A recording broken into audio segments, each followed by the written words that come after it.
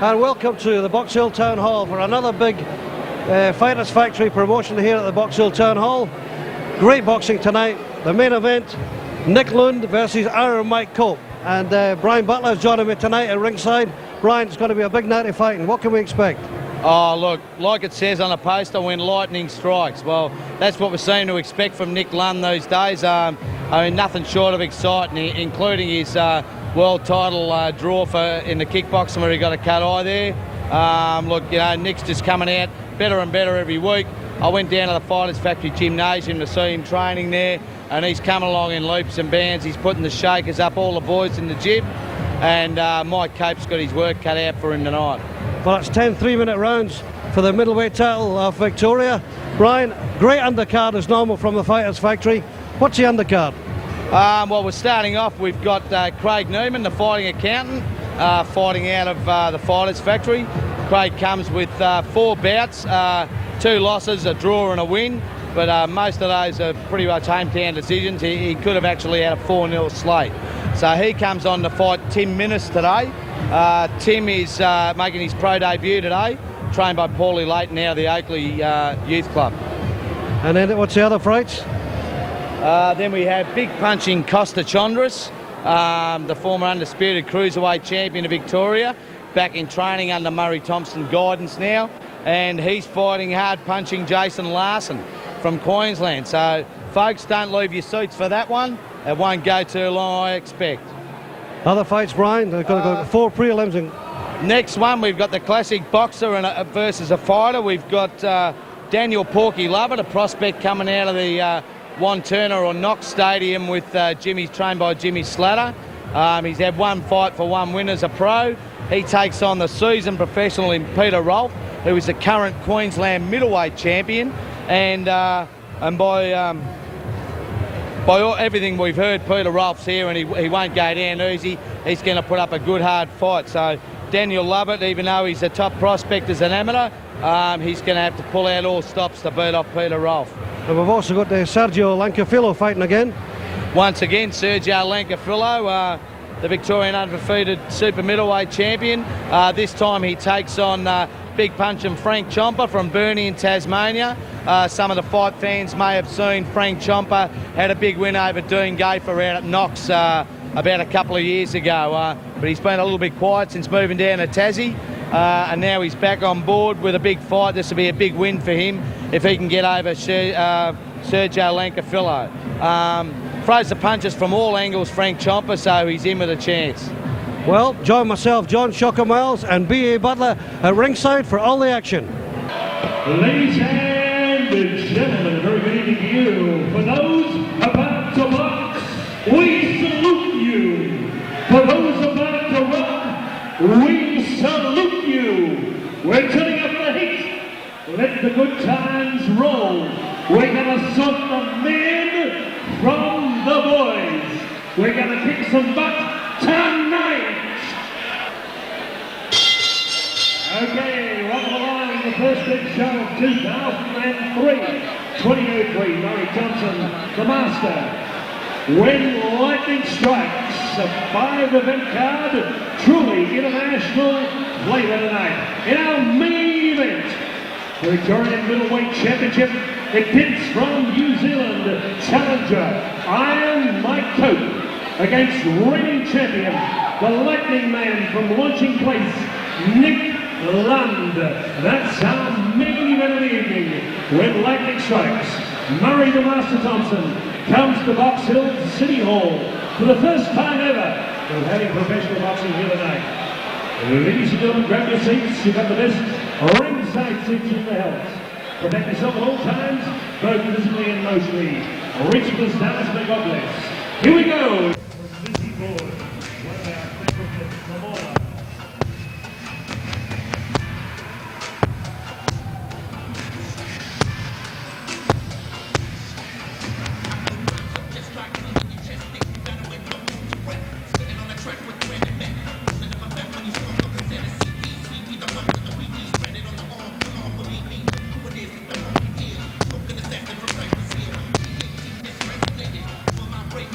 Ready.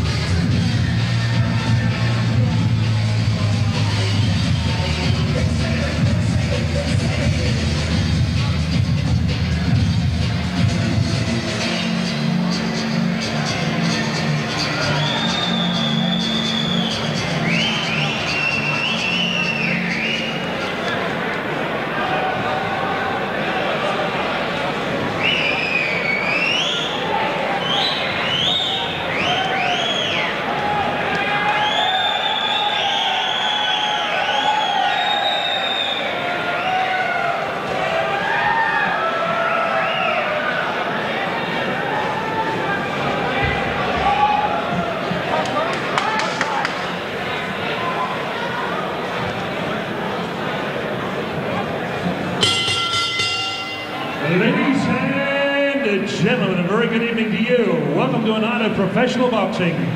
Your promoter, Murray the Master Thompson. Show number 19. The first time ever professional boxing at the Box Hill City Hall. Howard Lee is my name, boxing is my business, and business is good. Your ringside physician, Dr. John Jury. Your timekeeper at the bell, Damien Membry. Counting the knockdowns, Brian Membry. Your judges officiating in the opening bout of the evening.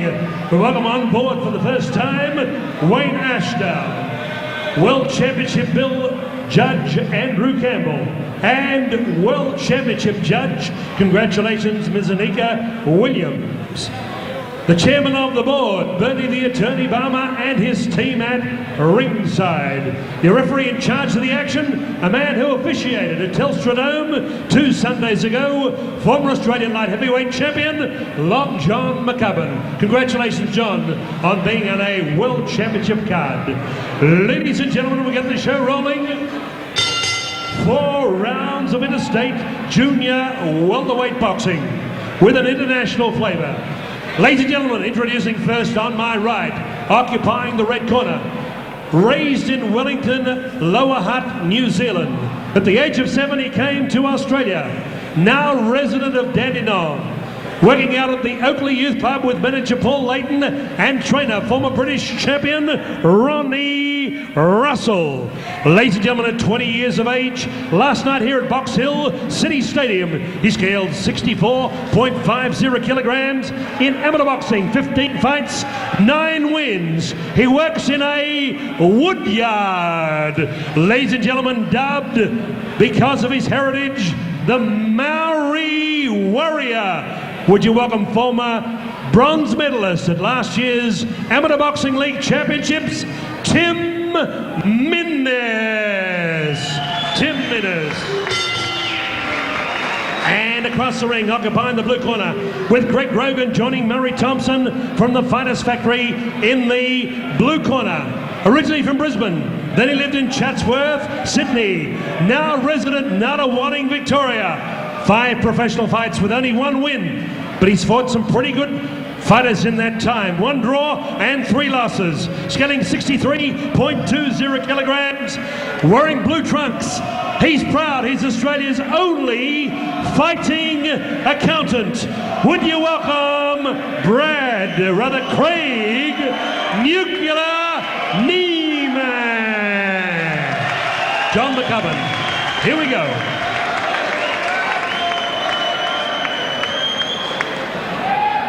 Righto boys, I'll give you the instructions in the dressing room. I expect you to obey my command at all times. Anyone gets knocked down, go to the neutral corner and wait there till I call them out. All right, best luck to you both of you. Shake hands. Good luck now. Okay, coming up for round one. Mr. Claude Lombard will present the winner's medallion. Murray Thompson, Fighters Factory. Welcome along, round one.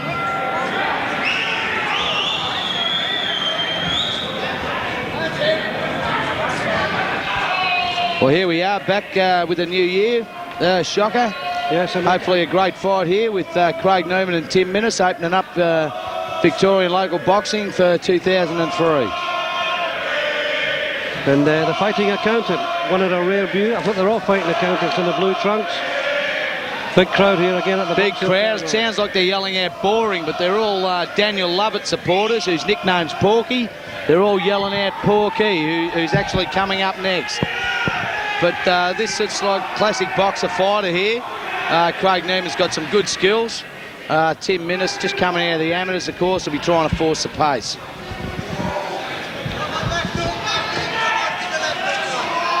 He looks a very tough guy, the fighting accountant, doesn't he, from the Fighters Factory in the blue trunks? Yeah, he's not your typical accountant, Craig. Like I was saying, he's probably one of the only fighters who survived against that Russian Olympic team that came out here for the Costa Zoo bill, Abdullayev and the likes. And Craig went down the underworld and sparred with them and gave quite a good account of himself.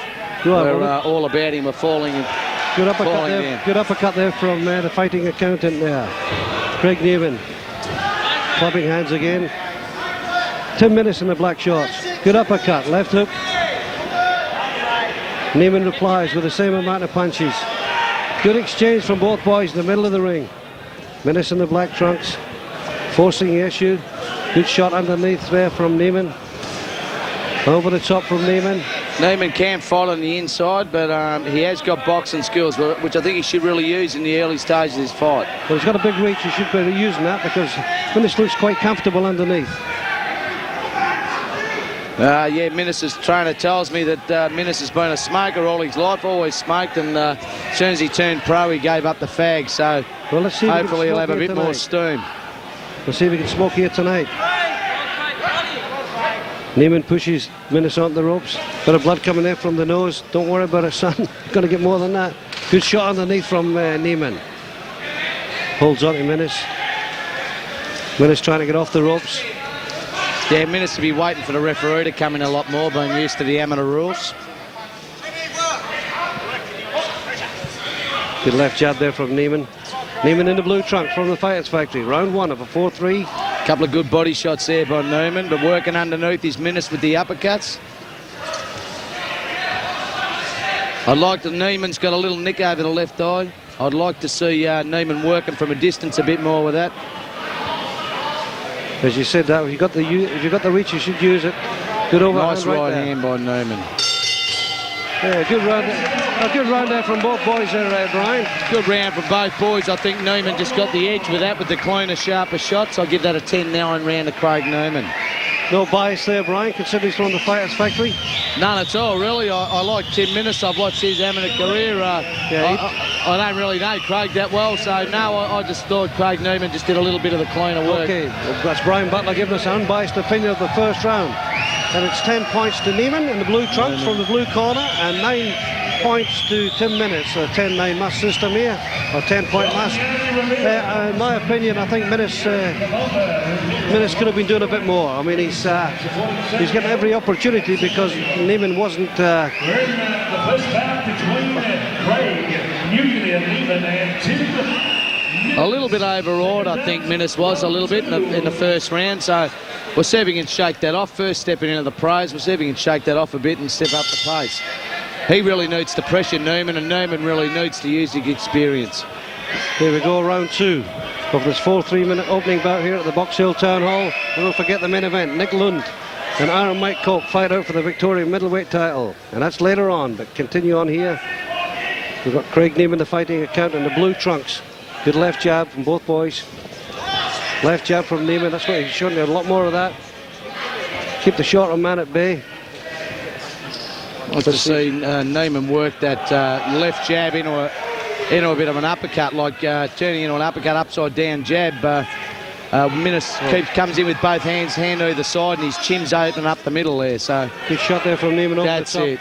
You can obviously see Newman's been told to box a bit. Good shot there from Minnis. All taken on the gloves by Newman. Minnis applied a bit of pressure here. Good shot Good underneath. Body shot. And a couple of nice jabs too. Minnis generously one nice left hand from Tim Minnis. And again.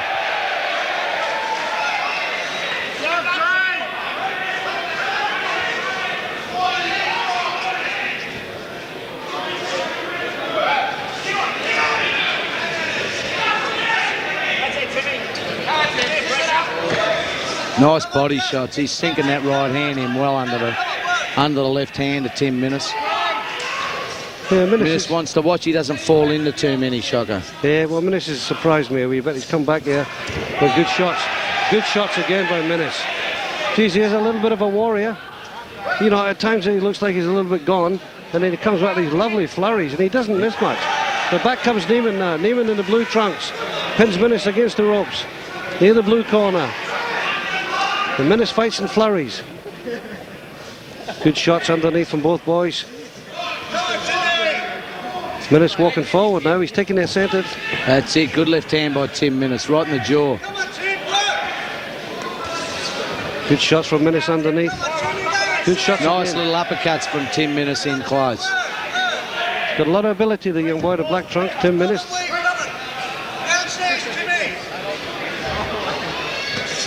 He looks like a little Mexican, doesn't he, from years ago? Yeah, he does. He's only, I think he's short side of 20, so he's got plenty left in the tank. Good shot. Good hook there from Minnis. Left, right from Minnis again.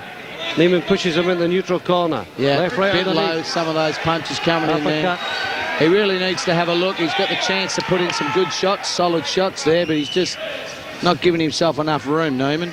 And once again, Minnis forces himself to fight off the ropes. Doesn't look like there's a lot of power in Minnis' shots, but he's landed. No. Yeah. Good shots there. A great round from both boys there, and Minnis finished up stronger than that one, Brian. He certainly did. I thought Craig Newman threw some nice shots early, but Minnis came back every time he was under pressure, and look, I'd give that a drawn round, that one, Shocker. Well, I would have went the other way. I would have given that to Minnis because I think he landed a little bit more punches. Nice fast flurries. But, I mean, it's a good solid fight. A good solid fight here from Craig Newman in the blue corner from the Fighters Factory in 10 minutes, trained by Mr. Russell. Ronnie Russell there in the corner. And they'd be quite happy with Minnis' effort here. After the end of the first round, I thought he'd maybe, you know, he was a bit frightened there, but the second round he come up real well there. And this is a contest, a good contest. Third and fourth coming up. Seconds out, round 3 from the Southern. Murray Thompson, he's giving Niemann a bit of a push there. He's saying, push him back, push him back. Okay, let's not move back, and straight away Niemann lands a big right hand. Good work done by the cut man, Greg Grogan, there in Murray Thompson's corner. There's not a trickle of blood. We haven't seen a side of red since that first round. Good shot underneath from Minnis.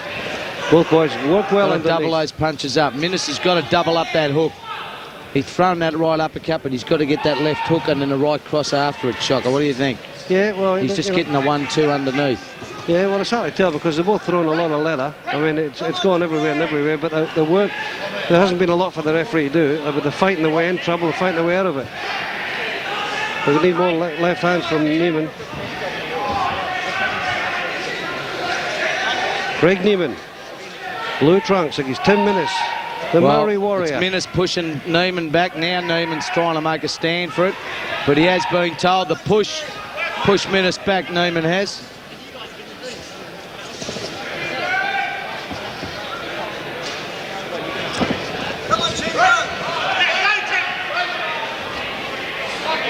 Oh, I think the referee caused a bit of disadvantage here in Minnis. Yeah, that's right. Oh, nice slip and a right hand by Newman.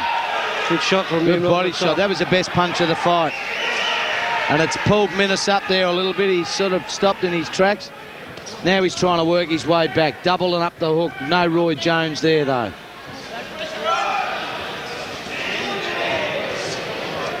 He's a little slugger, Minnis, I'll tell you. I mean, you can't count him out. Both boys working hard underneath. That cut's opened up again. They're rubbing their heads in there, ref. You want to take a good look at that. I've watched those heads. Got a bit of unbiased commentary there from Brian Butler.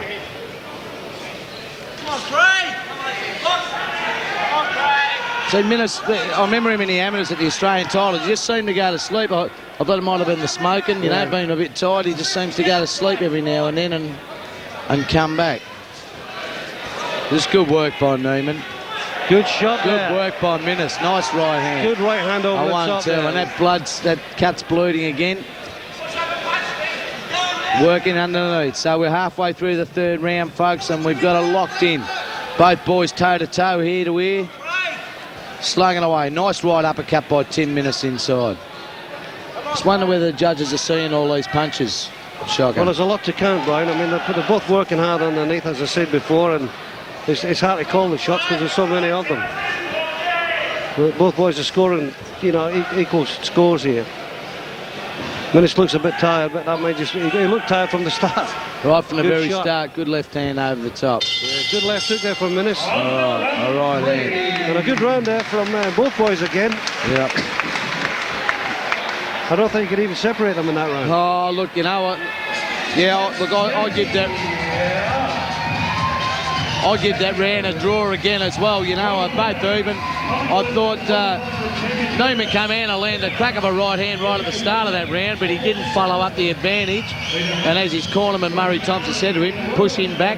Let's take the advantage. Let's make the fight happen. And Craig sort of rested a little bit halfway through that round and let Newman back in. I'll give it a drawn round. Okay, we're coming up to the last round, which is last of four.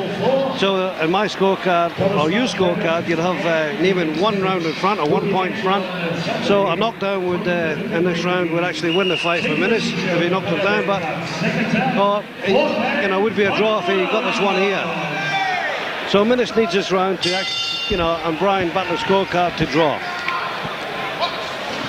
Going into the last round, we've got Niemann 1 round in front. That was the first one with 2 rounds drawn. 2 and 3 were drawn. Now can Minnis step up a gas here and take advantage of the cut. Greg Niemann from the Fighters Factory, from the blue con and the blue pants. And he should be a long-range fighter, but he's getting dragged in here, and that's where his head's getting hurt.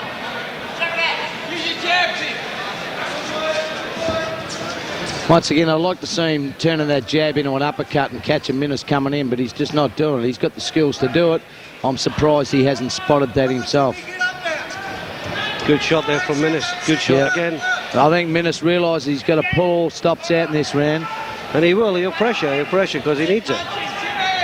He's hungry. He's hungry for the points. Good shots underneath from Minnis. Minnis in the black trunks. Trailing a point on Brian Butler's scorecard. That's unofficial. Oh, nice right hand. So he's got some class moves. He just doesn't seem to do enough of them, does he, Craig Newman? No, he lands punches, but... Shades of brilliance, and then he slips back into mediocrity there. Minnis is landing more punches in this round.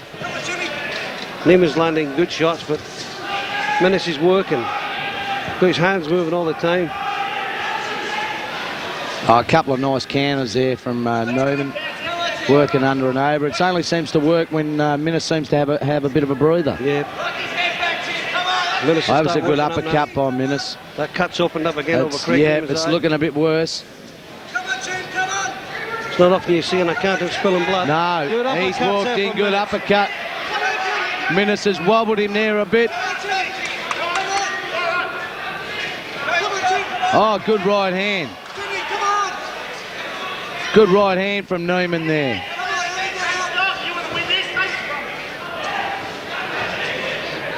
Minnis trying to pull something out the back here in the last round. The fourth round of fourth. Got to keep going, Craig Newman, to stay in this fight. Minnis has got a sniff.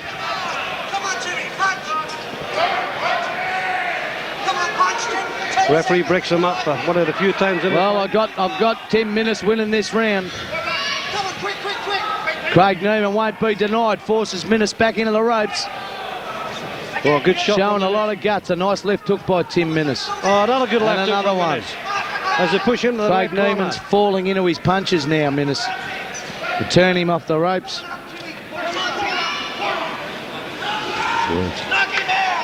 This is 3-minute rounds. Do sort the men out from the boys. They've been 4-2s. I think Craig Newman might have been home and hosed a bit. He's struggling here now. He's hurt. Minnis is pouring it all on. Oh, good round there from Minnis. What a great fight. What a great fight. Can't be anybody. I think they stopped yelling boring now, haven't they? Oh, yeah, well, if they were at the Telstra Dome, they'd be maybe shouting. They've seen more boxing here than they did in the whole 4 hours in the Telstra Dome.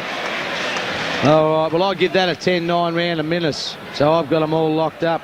Well, Brian, I'll tell you what, at that 10 minutes, a little bit more stamina, a little bit more room, and he's going to be quite Well, good. that's what I say, you know, his trainer, Paulie Layton, tells me he's just given up the fag, so I hope to see him in the next bout.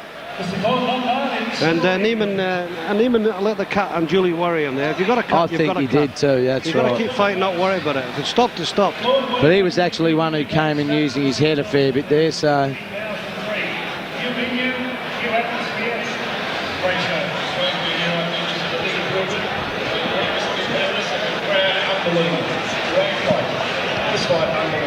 Thank you, Claude Lombard. Thank you for your great support. And Peter Lewis on table 2. Thank you for your great support, Peter. Making mouth counts for all the Fighters Factory fighters. Thank you, Peter Lewis, and all your friends on the table number 2. 37-37, got them all locked Yes, in. Brian Butler and John Shockermiles here at ringside for Boxing on the Hill at Box Hill Town Hall. The first fight, Craig Newman from the Fighters Factory in the blue trunks, Tim Minnis from Oakley, trained by Ronnie Russell, and the black trunks. Great opening round from Craig Newman. Minnis fought his way back in 2 and 3 to claim a draw, 2 rounds on Brian's card, and then Brian, unbiased, give it to Tim Minnis the last round. So 37 points, Minnis, 37 points. Newman is the unofficial scorecard from co-commentator B.A. Butler. Now, you've made a fool of them judges before, and they've made a fool of you, Brian. But, I certainly have. Let's see what Boxing at the Hill, another great Fighters Factory promotion from Murray Thompson. Without the aid of, may I say, a lot of the Melbourne media, who only seem to go after long lunches, a little bit of back pocket stuff, and then you can get yourself known. But we've packed this joint out tonight. We certainly have, with no help from all the big media. Apart all from of the Radio above. Sport 927, who we've done commercials and we've done lots of interviews throughout the 2 weeks. So I'd like to thank Sport 927. And a good support from the Fighters Factory local community. The gym's just down the road in Blackburn Road there, and this is the local town hall here, Box Hill. Judge Wayne Ashdown on debut gave it 39-37 for Niemann.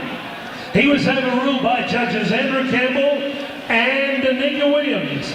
They had it 38-38, therefore a majority draw. It's a draw. Well, that's not a bad effort. I don't think you could have split them. Well done, Brian. B.A. Butler once again calls the tune. Long but a lot easier than they had it. But well done, Brian. At least that's one up for you. Yep. And we'll go back to the ring announcer Howard Lee. He might want to have a chat to some of the boys.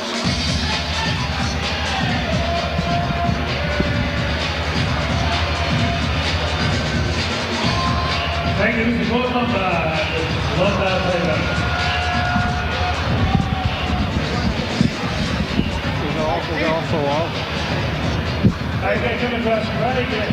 Nasty nick on the eye there. Head clash, maybe. I'd just like to thank, but I want to thank my opponent, Tim Minnis. He gave away experience in taking this fight, and he put up a great fight, much harder than I expected, so congratulations, Tim. I thought maybe you should have shaded it, so well done. Yeah, he's honest. I want to thank God and Jesus Christ for give me the strength to fight in this sport. Thank my wife and child, Tia, for supporting me. My trainer, Murray Thompson, Greg Rogan and Dave Griffin in the corner. I thank all the fighters down at Fighters Factory for helping me out with training. And thanks to everyone for coming along and supporting boxing. Thank you. Good night. Tim on the boo, a draw. You didn't win, you didn't lose. Tim, bad luck, not bad luck so much, but it was a tough warrior, but you came to fight and did a great job, 20 years of age. All I can say is credit for giving me this chance to perform, and it's just a long time. Just feels good to be back in, and that's all I can say. Okay, feels good to be back in centering the Maori warrior, Tim Minnis.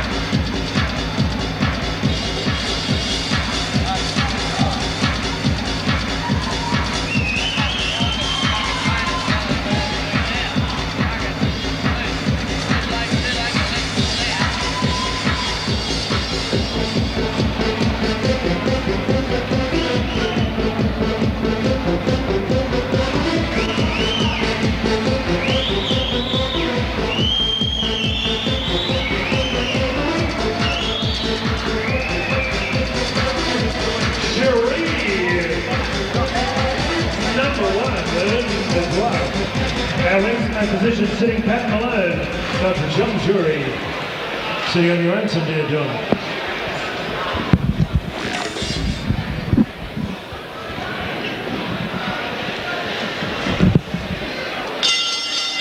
Wow. Ladies and gentlemen, our feature attraction, 6 rounds of interstate cruiserweight boxing. The judges at ringside, Andrew Campbell, Anita Williams, and Wayne Ashdown. When the bell tolls, the man in charge of the action, the man in black and white, Long John McCubbin. Ladies and gentlemen, introducing first on my right, occupying the red corner, originally from Townsville in Queensland, now based in Tingalpa in Brisbane. Ladies and gentlemen, in professional boxing, he's had 6 fights, 3 wins, 1 loss, 2 draws. Wearing trunks are blue with a touch of white. That's not a bad With Mick Shaw, his mentor in the corner. Ladies and gentlemen, when you welcome to Melbourne for the first time, from Brisbane, Queensland, he's known as Jackhammer, Jason Larson. Jason Larson, Queensland. And across the ring, occupying the blue corner, part of Fighters Factory, the stop-start career, but this year, 2003, under Murray Thompson's Fighters Factory banner, he's going to go right to the top. Ladies and gentlemen, 6 professional fights, 4 wins, 2 losses, 4 big wins coming by way of knockout. Scaring last night here at 90.70 kilograms, he's the Dunvale Dynamite, wearing total black trunks like Iron Mike Tyson. Will you welcome Costa Chondros? 6 rounds of boxing, John McCubbin.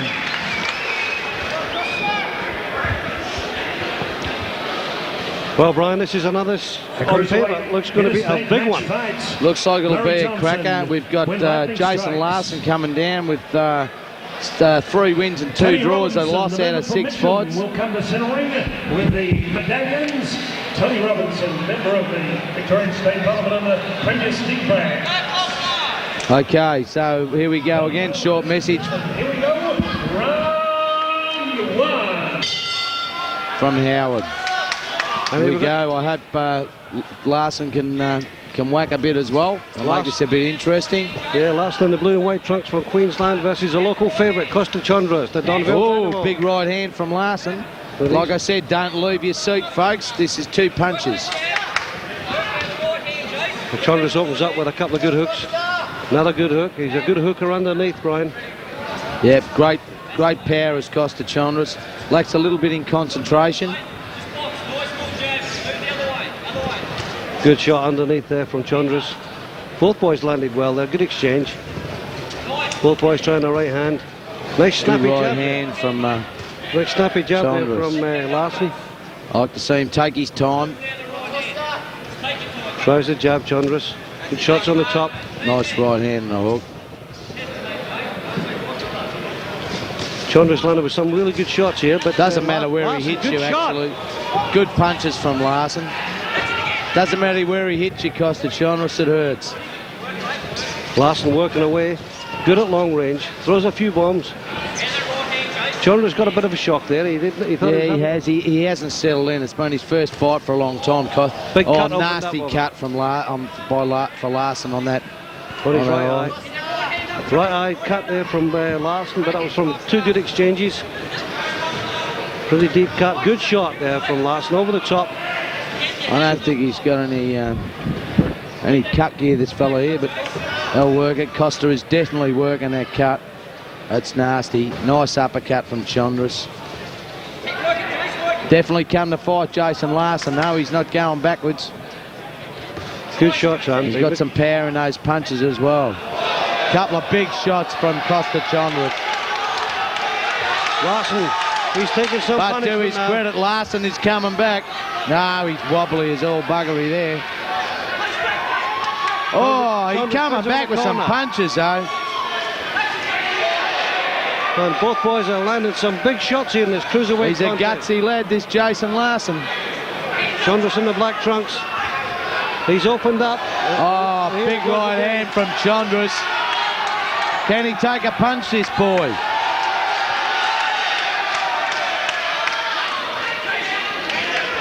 Standing 8 count there applied by Long John McCubbin. It's a pity he didn't do that at the Telstra Dome. And he's worried about the cut as Larson, but yes, ringside physician comes in to check the cut. I think it's quite a bad one. But give the corner a chance to pull it up. One more round he wants, ref. One more round. That's good of the doctors. Let them go. Oh, good left hook from Chandras. Good overhand from Chandras. Left hook, Chandras. Larson's got to start. Goes gone. That's it.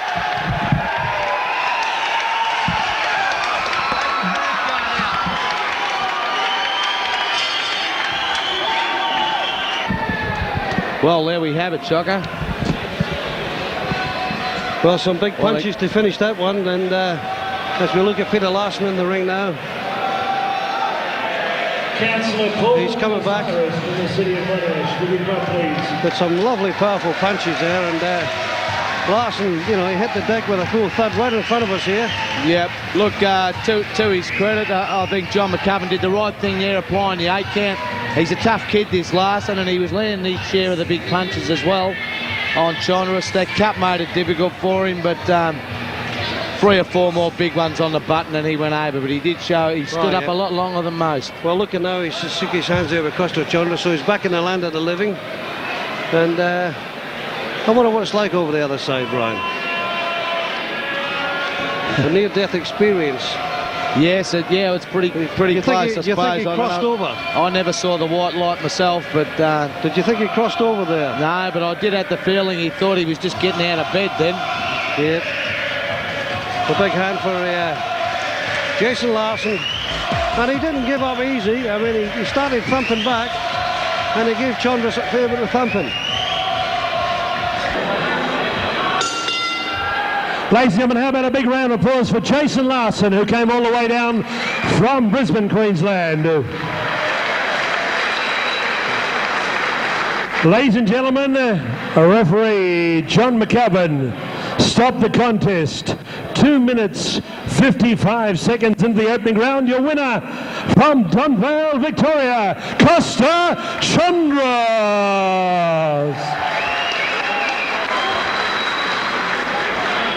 Okay, thank you, Councillor Paul. Bad luck, Jason. Costa, don't go away. Costa, come across.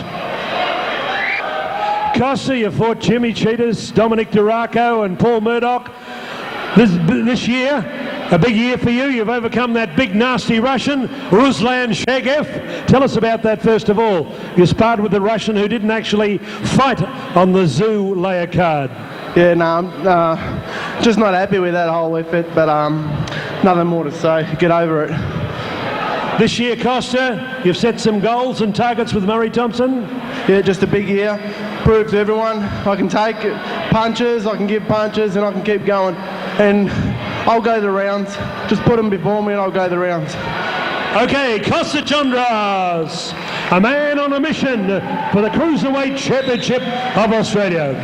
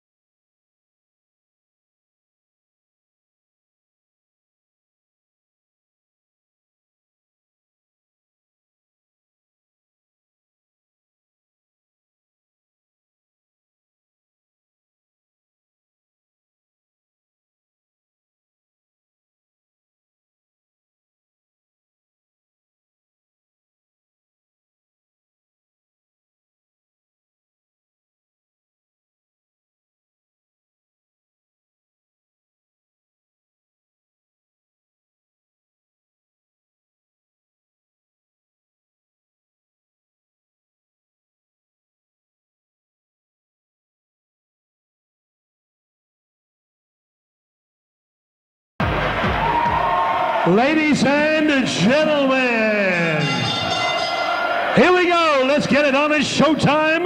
6 rounds of boxing in the middleweight division. An interstate contest. Introducing first on my left, occupying the blue corner with Hassel Rolfe in the corner. Ladies and gentlemen, in amateur boxing, who is a 3 times Queensland middleweight and light middleweight champion. 60 amateur contests, 45 wins. In professional boxing, 10 bouts, 5 wins, 4 losses, 1 draw. Ladies and gentlemen, getting 71.80 kilograms. He is the Queensland middleweight champion. Coming into the Lions Den at the Box Hill City Hall. Ladies and gentlemen, wearing black trunks, would you welcome Peter Rolph. Peter Rolph in the blue corner. And across the ring, occupying the red corner, he was a 3 times Victorian amateur champion. With Team Slatter in the corner, Brian, James, and David and Ronnie Russell. Ladies and gentlemen, 1 professional fighter and Peter Maniatis' show at Melbourne. Scaling 72.65 kilograms, wearing red with a touch of white.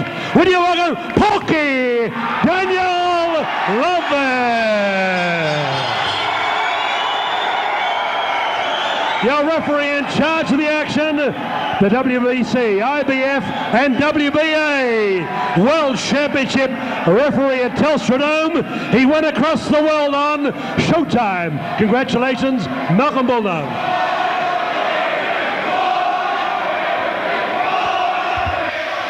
Well, Brian,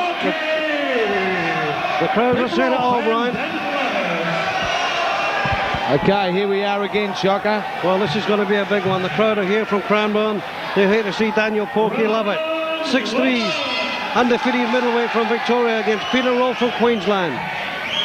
Fought in the Amateur Boxing Association, had a few good wins, just couldn't get over the likes of Paul Miller to go further in the amateurs. Great fight, both boys banging away early. Peter Rolfe, the Queensland middleweight champion, he obviously can go the distance. Comes a reputation as being one hard man. Good shot there from Lovett. Underneath, over the top from Lovett. Rolfe comes back underneath, over the top. Digs one in the side. We're in the red corner. Lovett's giving as good as he's getting here. Rolfe! Oh, big left hook! What a left hook! Porky Lovett with a left hook. And Peter Rolfe wobbles up.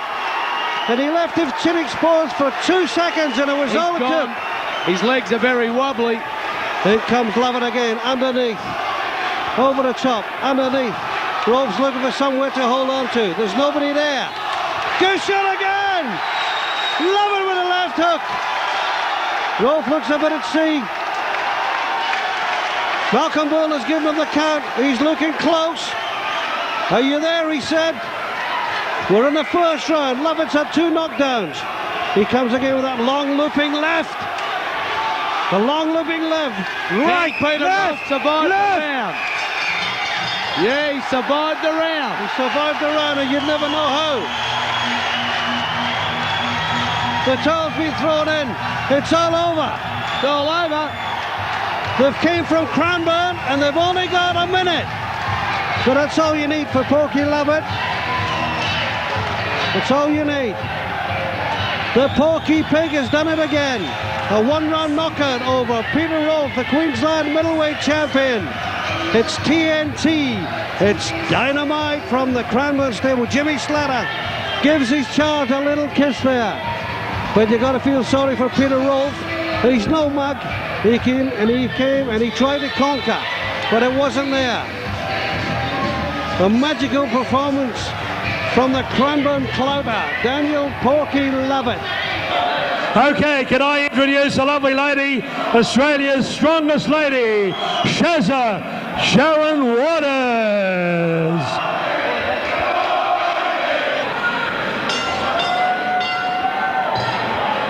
Okay, ladies and gentlemen, at the time, 1 minute 30 seconds into round 1, your winner, Daniel Porky Lovett.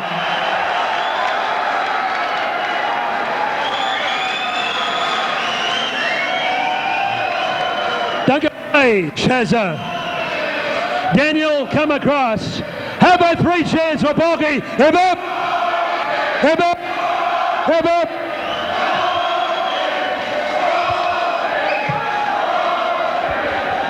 Quiet down, boys.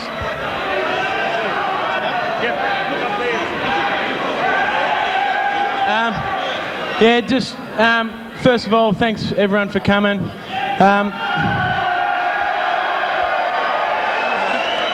I'd like to thank Jimmy and me corner for all their time, Mum, Dad, all friends, everyone, Darryl Ford and Paul Layton for all the sparring they've given me coming up to the fight.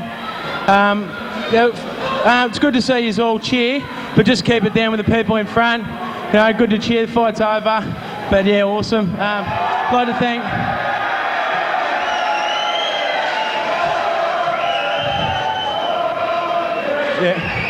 I'd like to thank Peter Rolfe.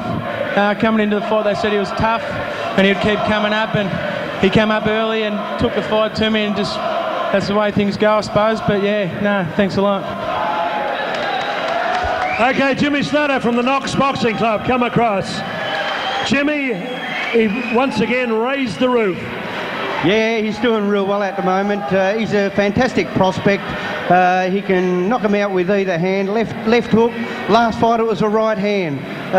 Yeah, he's a real prospect, and yeah, he'll go into bigger things. I know he will.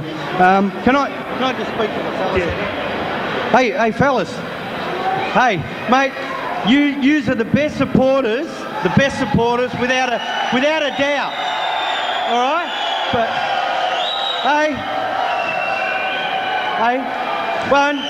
but the fight's over now. Enjoy the night. Have a good night, and don't hassle anyone. All right, have a good time. Yeah. There you are. Peter Rolph come across. He caught you with a couple of big shots there, Pete. Yeah, mate, yeah, he's pretty quick, pretty sharp, but I just walked into a couple, so... You've had a bit of experience. How's he rate against some of your opponents? Oh, I'd be one of the best, yeah, I'd say, yeah. Okay. Thank you for coming down. We hope to see you again. Peter Rolph from Queensland. Thanks a lot, mate. Okay, Peter Rolph, Queensland middleweight champion, upset by Daniel Porky Lovett. Okay, Shazza, he's a beautiful lady. Come across. Australia's most powerful lady. Tell us about yourself, Shazza. I just happen to be Australia's strongest woman. Excuse me. Hey, is everyone having a good night? Oh, they don't want me. Okay, where have you been? Take us through some of the countries you've been in. The camera's on you, Shazza. I've come back from Africa. I did the world's strongest woman in 2001. Pulling trucks, flipping tyres. Pulling trucks with your teeth? Yeah. Do powerlifting competitions, Australia's biggest bench press. Yep. What's that entail? Lifting what? Oh! Well, what's down the track this year and next year? World Championships? I've got a bodybuilding show coming up in 5 weeks. Whereabouts? At the Batman Theatre in the city. A Doherty production, the pro show where all the big bodybuilders from the States come out and do a show for us. Good luck in that against international competition. It is an international competition. Okay, Shazza, thank you for your support. What do you think of this boxing stuff? Oh, I would like to say that I admire these gentlemen immensely. It is amazing what they put themselves through. I don't think I could go even one round. I'll pull a truck any day. Thank you, Shazza Waters, Australia's strongest lady.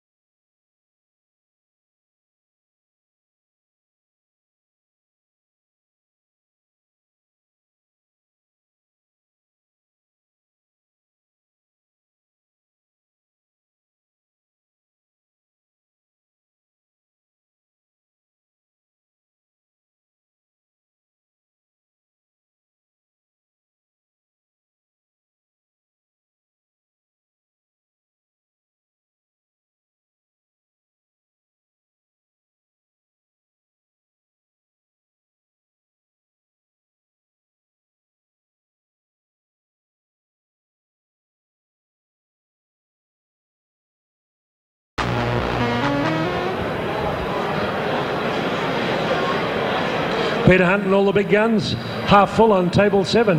Russell Rowe and all the guns, they've moved across. Okay, judges at ringside for our semi-main event. Andrew Campbell, Wayne Ashdown and Nika Williams. Your ringside physician, Dr. John Jury. Craig Membry is here. So are many other celebs here tonight. Action-packed. Murray Thompson promised no breaks, no pauses. It's already 9:05. I think we'll have an hour break like we did at Telstra Home a couple of weeks ago. What do you reckon, Bob? Have 2-hour break. No, we're not.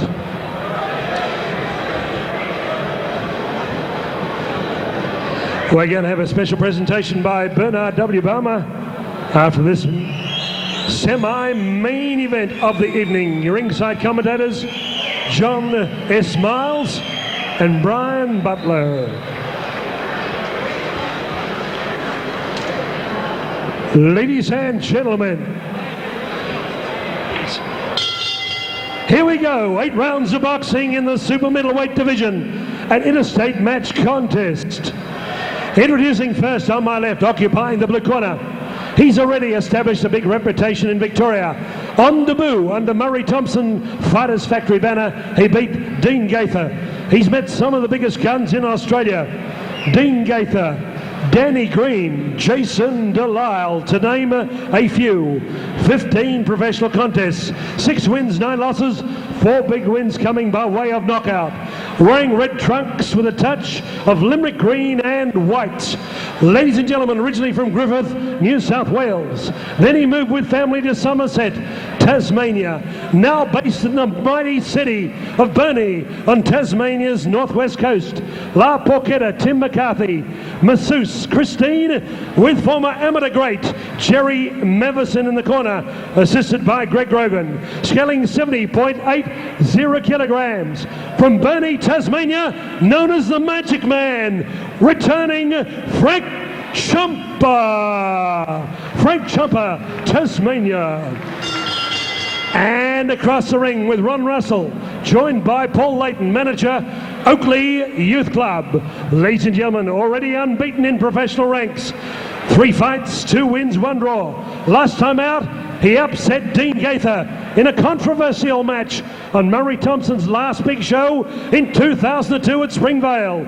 Ladies and gentlemen, 75.55 kilograms, the reigning Victorian super middleweight champion, trunks of red with white. Would you welcome Sergio Llancafilo? 8 rounds of boxing. Malcolm Bullner is in charge of the action.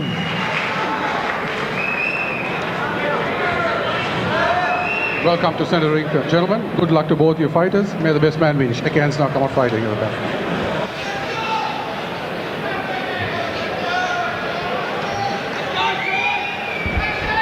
Well, here we go to our semi-main event.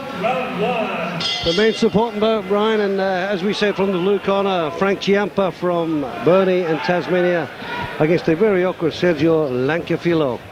Seen a bit of Frank Champa in the amateurs, not too much of him as a pro. Very awkward customer, a little bit like Llancafilo. So swinging on from everywhere. He does. Champa can swing him from anywhere. Got a win over Dean Gaither at Fort Knox about 18 months ago, 2 years ago. Moved down to Tassie, and obviously things aren't too busy there, so a bit inactive. Yeah, and we take up the fight now, and Sergio Llancafilo and the red and white shorts. We're both red and white with the right band. Southpaw. He's looking for an opening here. And Frank Ciampa, he looks like he can come. And he comes with a rush. Left hook, right cross, just grazing the chin of Sergio Llancafilo. He's still stomping that foot. In the amateurs, I called him Frank the Stomper because he always used to stump that front foot as he was stepping forward. Well, lets you know they're coming, doesn't it? No real danger punches thrown from both fighters at the moment. A good feel out round. This is 8-3s, super middleweight. The main support to the Nick Lund Iron Mike Cope Victorian middleweight title fight. Very unorthodox. Champa moving to the right against the southpaw, which, you know, is against all in the rule books. He's having a look. That was a good sweeping left hook there from Champa. Very unorthodox looking, but both unorthodox fighters, aren't they? Yeah. But to his credit, he's the only one who's landed a punch this round. Yep. Sweet. Oh, good shot he there. got in with that right hand. Oh, good shots. He's got to be awkward for Llancafilo, who likes to box and control the tune. Llancafilo, former Chilean, now domiciled here in Melbourne. Trained at Oakley. He's good evasive work, Frank Ciampa. Oh, good shot underneath there. Left hand on the right hand of the body. Good right hand underneath. Went in and got out quick. Perfect timing from the man from Burnie. Waiting for his chances. Llancafilo, slow start for him. He normally starts at a cracking pace. Well, he's just a little bit thrown out by the style of Frank Ciampa. Nothing worse than fighting an unorthodox fighter, but you don't know what they're going to do next. No, especially being an unorthodox fighter himself. That's right. No game plan. Oh, good shots. Two good shots from Llancafilo there. Left to the body, right on the top again. Oh, he got through. I think Ciampa was looking for the referee to step in there, but stuck his chin up and copped a couple instead. Looks like a hard chin he's got. Stomp up. Good shot. Good shot. Good swings. He's going to land one or two. I think he got hurt there with a right cross. He is. None of his punches are coming back to protect his chin, so he's got his head in the air. Wide open for a left hook. And a good opening round there, and I'd probably think that the most punches were landed by Frank Ciampa from Burnie, who settles back into the blue corner. And how did you call that one, Brian? Well, you know, I agree with you a bit. Like I said, halfway through the round, he's the only one who's landed a punch so far, and he landed more shots, and I wouldn't say the more telling blows, but yeah, I gave it a 10-9 man and Ciampa. Yeah, he's very unorthodox, and he comes with a flurry, and the only thing he's got against him is he's got his head up in the air. And I think Llancafilo would have been told that by Ronnie Russell in the corner. And all he's got to do is tuck his chin in and then come over with hooks over the top, because with the chin being there, one will land. And that's what will knock him down, because he don't have to look too far. Lift his eyes, keep his chin down, lift his eyes, and then a right hook or a left hook, because he's a southpaw, he can do that. And that chin will be there waiting. We're waiting to land. Yeah, he's just he hasn't been stopped many times though, Ciampa. He's hard to hit on the chin, so... Oh, he'd be hard. Tasmanians from Burnie are normally hard. That's the sister. No comment.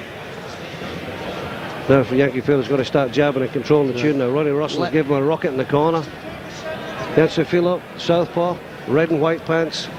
The all red pants from Frank Ciampa from Tasmania. Griffith crowd control, the sponsors on his butt there. And he's out in the Italian coloured shorts, so he's supporting the heritage. Famous boxer name, Ciampa. Yep. Champa Reed. Champa Reed, and there was a famous referee by the name of Ciampa. Famous nightclub singer. And now we have Ciampa the Stomper. He's fighting far too far away, is Llancafilo. Yes, he is. Crowd settled down after the Porky Lovett fight, obviously. And these boys are just letting everybody get a breather. Oh, good uppercut there from Ciampa. Good reply with a straight left from Llancafilo. This is how he stole the fight against Doing Gaifer, by the way. Yeah. He doesn't waste any punches, Llancafilo. I mean, he must count his punches up before he comes into the fight. He goes 89 punches and he uses just them up. missed with that left hand of the chin there, and Ciampa ties him up. Llancafilo, I like to see him like Ciampa when he comes, how he goes when he gets hurt. See if he comes back strong. Now they're going to run at each other actually. Ciampa has got a big bit of power, both hands. Just his unorthodox style. Which is normally Llancafilo that poses the awkwardness in a bout to his opponents. Now he's got it on the other foot. That's right, exactly. Both boys missing again. Yeah, Ciampa hasn't fought for sort of 8 or 9 months, so it's a bit of inactivity, so his timing's going to be out a little. Especially up against an awkward southpaw, it's going to be out a lot longer. Oh, good right uppercut. Llancafillo's moving away from it, but it's still and a good right hand from Ciampa. Geez, he rushes in, doesn't he? He does.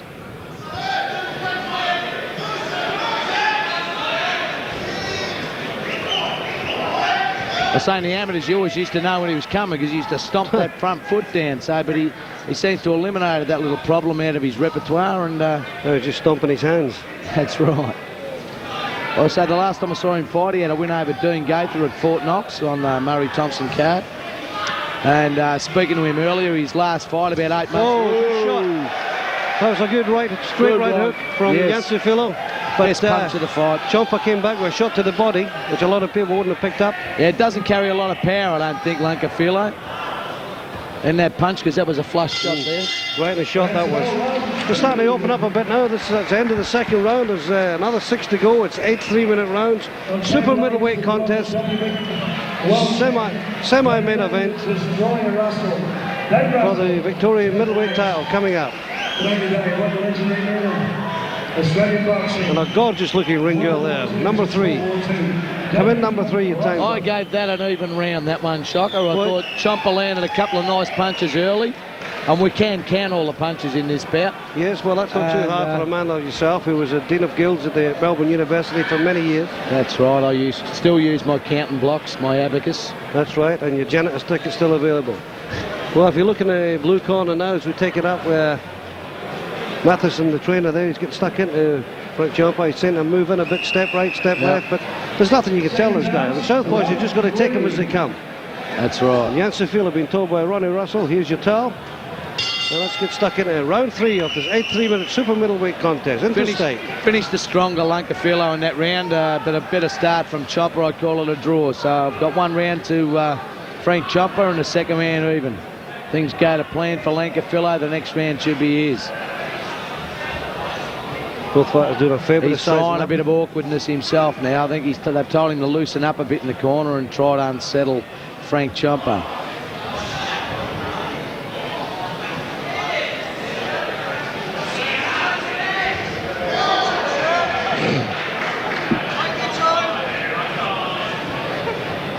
They are taking the time. Ronnie Russell shouting from the red corner, take your time. They are taking the time. Oh, good shot there from Llancafilo. Cut Champa square on the chin. Yeah, copped one on the top of the head, back to the right hand from Champa at the same time. Llancafilo has got to use all his brain power on this one.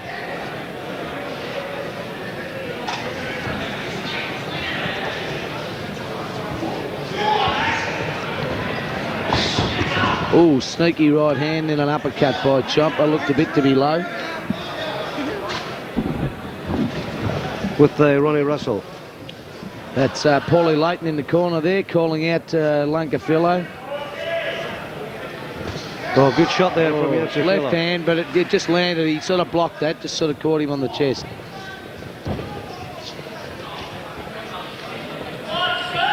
But to be honest, the only way to fight Frank Champa is the same way to fight Llancafilo, and that's just walk through him. Yep, you've got to do that. Llancafilo, he doesn't want to waste too much here. No, he doesn't want to let Champa get away from him. Champa in the all red shorts. Champa's not the sort of fighter that will apply the pressure unless he gets on top with a solid shot, or he sees his man fading a bit, then he'll jump on him. But Llancafillo's box is pretty much the same way. So it's a bit of a standoff at the moment. They've both been very miserable with the punches, haven't they? Nice little right uppercut from Champa, drawing a bit of blood from the nose of Llancafilo. Llancafilo has been pretty lucky with some of the decisions he's had too, by the way.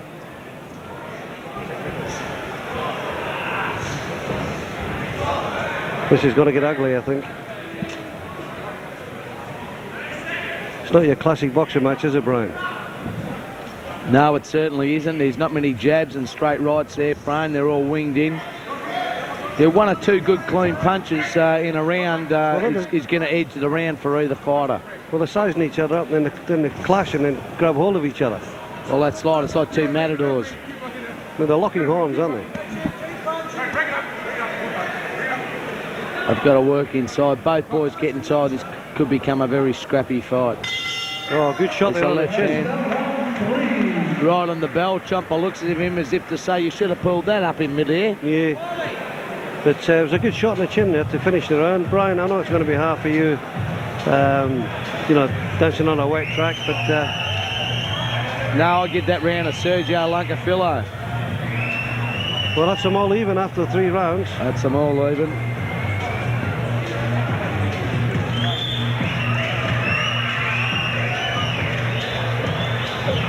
So going according to plan for Sergio Llancafilo.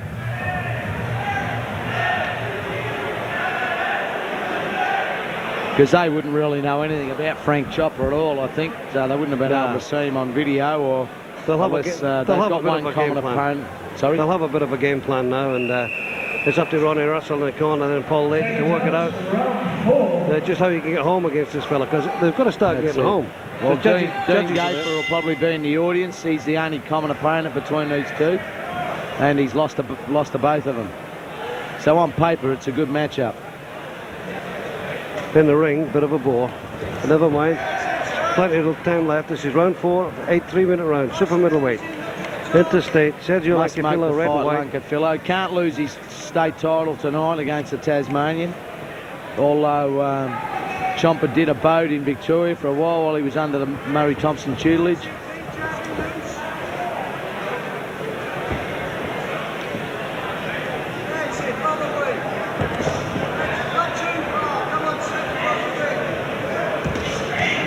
Good uppercut, slappy left hook from Champa. Oh, it's too friendly in there. They're shaking hands again. Ooh. Oh, two good left hands. Right hands, I should say, from Llancafilo. They never hit me there. Yeah, Champa's got to throw more punches. That's not a bad uppercut.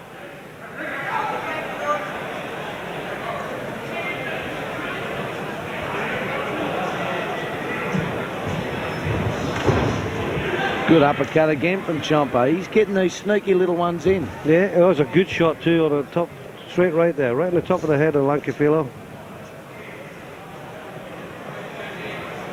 I think Champa's scoring a couple of good shots here. He's he's got a lovely jab actually. I remember him from the amateurs, but I'm not seeing him use it tonight.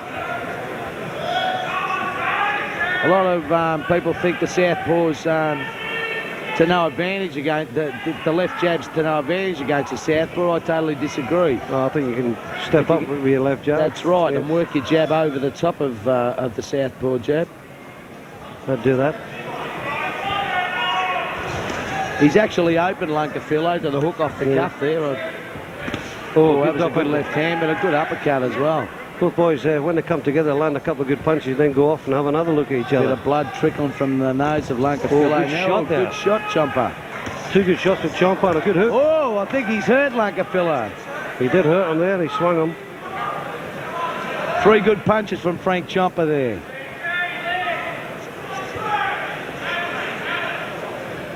They were solid punches. They were, Shocker. So he's missing with that left hand there, Llancafilo. Yeah.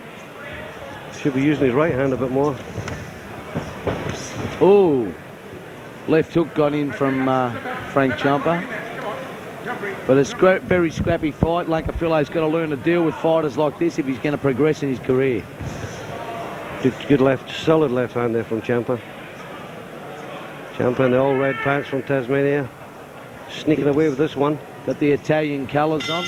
Red, white and blue, and that's the end of the 4th round, and that was a very good round for Frank Ciampa anyway. Strongest round by either fighter, I believe. I think that was a clear round for Frank Ciampa.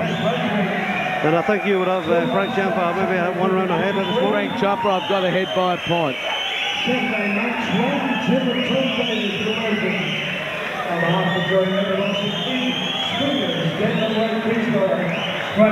Do they teach them to do that, to make their backside move to left or right as they walk? I think they're born like that, the southpaws. I remember seeing Marilyn Monroe as a kid on the TV. Who's she? Your father told me about her. Yeah, my father was telling me about her, and Dad said no. He said that the good ones walk like that naturally. Well, I'll keep an eye on the next one that comes up. Well, Brian, we're going into the 5th round. Going into the 5th round here, and you've got Champa, the boy from Tasmania, ahead by 1 point. The Bernie kid ahead by a point.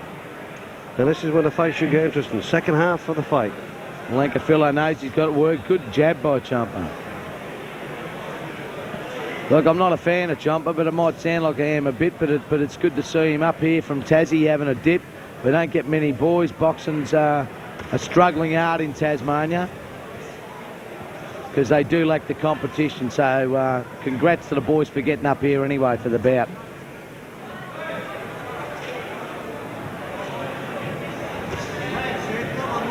Oh, that was the weak punch. That he threw the left hand and put his head out of the way. Did Llancafilo. I think he thought something was coming behind it. Good left hand. Oh, good right hand too. Couple of nice punches there from Frank Ciampa. Couple in reply to the body by Llancafilo.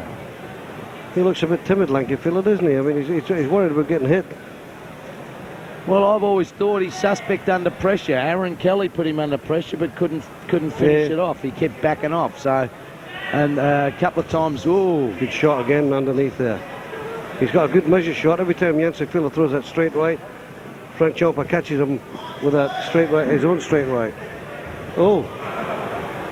Lost his balance there. Well, would have took advantage of that. A hungrier man would have jumped on that. Ooh, meat and potatoes, that is. Good left hand there from Champa. A couple of good punches from Ciampa inside.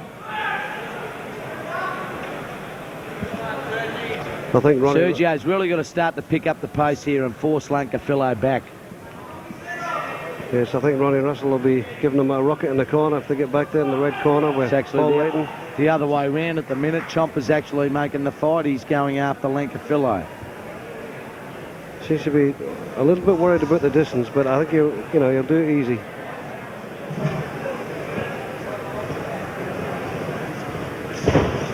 Oh, that stomping left hand there again, Brian. Go back to his amateur way. That's right.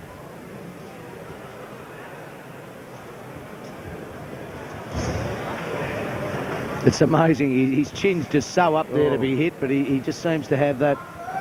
But he hit Llancafilo with a good right hand there. He did. Left hook. Got Llancafilo under a bit of pressure there. Another left hook from Ciampa. He's leaning on top of Llancafilo. He's not letting him fight his way off. No, he's stealing another round. Is Frank Ciampa here tonight?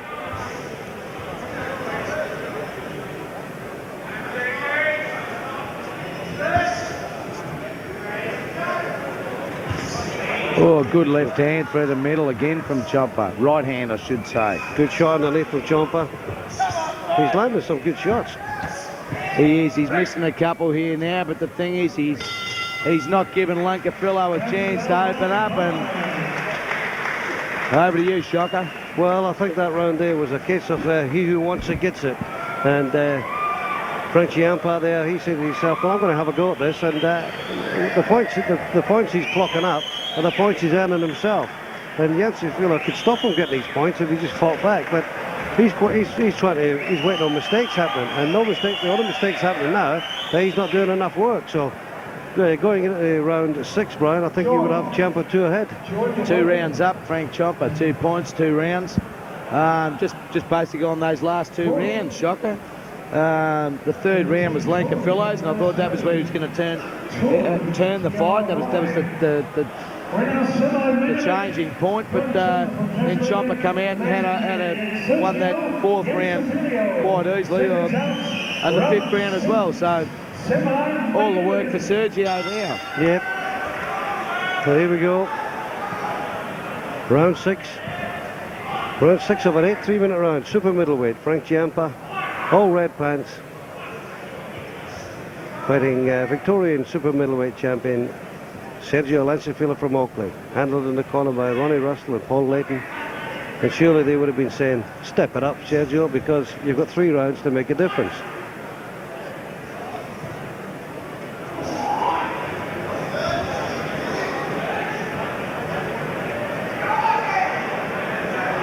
Good boy. If I was Llancafilo now, I'd be trying to do something. Storming home, huh? You'd have to. You've got to start. First of all, he's got to peg the points back, and then he's got to go for take. Oh, good. It was a slip. It was a nice little right hand. Just a little right hand to go with a slip. Yeah, I think Ciampa's more ready to land that punch. Don't hang on in there. Oh, good shot there from Llancafilo. Good shot from Llancafilo. That's it. Ciampa tying him up now. I think Ciampa maybe want to have a little bit of a breather in this round, but, Lord Christ, I want to get going. They've done nothing but have breathers. Llancafilo has got a lot of work ahead of him now. Yeah, Ciampa wants to be careful. If he wants to win this fight, he should sew this round up and then come home from there. Llancafilo has been told he must make a run for this in this round. But he's not doing anything. Jesus, he's a Victorian champion. He's 8 3-minute rounds. Get on with it if you want to do something in life. Right. Why wait? He's worried about getting hit. Oh, yeah, and he's getting hit too. Good left hand there from Llancafilo. He's ducking his head and throwing punches everywhere. Oh, good body shot from Champa. Swinging and missing a bit, that one. Oh, tell you what. That would have knocked his head right off. Straight right hand. That would have knocked his head right off. Swinging punches now. But that's keeping Llancafilo at bay, isn't it? It is. It is. I've got Llancafilo marginally ahead in this round. Just one good flurry from either fighter to turn that around. From Champa, I should say. Good shot from Champa. Good body shot. Oh, he is. He's throwing it from miles away. You can't believe Llancafilo can't get out of the way of those shots. He's going to throw a right hook across here. It's going to knock somebody down. He's frustrated. Champa's tying him up.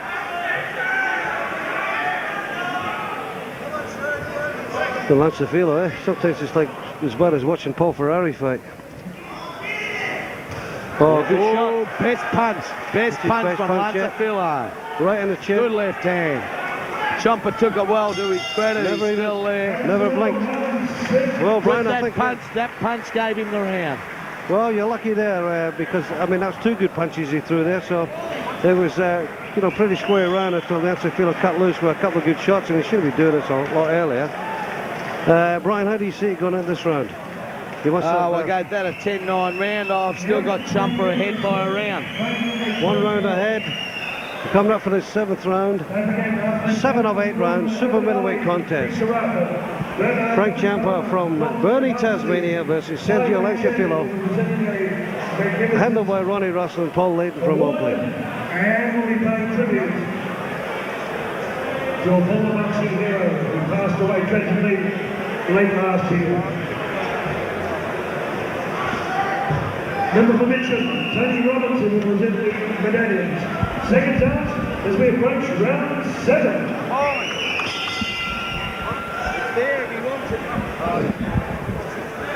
Here we go, round 7. Will this be any livelier? Llancafilo has got a bit of work to do. Surely he can't scrape this one away. He's got a chance. Champa's in with a sniff here. He's coming to the lion's den, fighting Llancafilo with big support here. He comes with a reputation of being awkward but not durable. We come into round number 7 and he's a round ahead.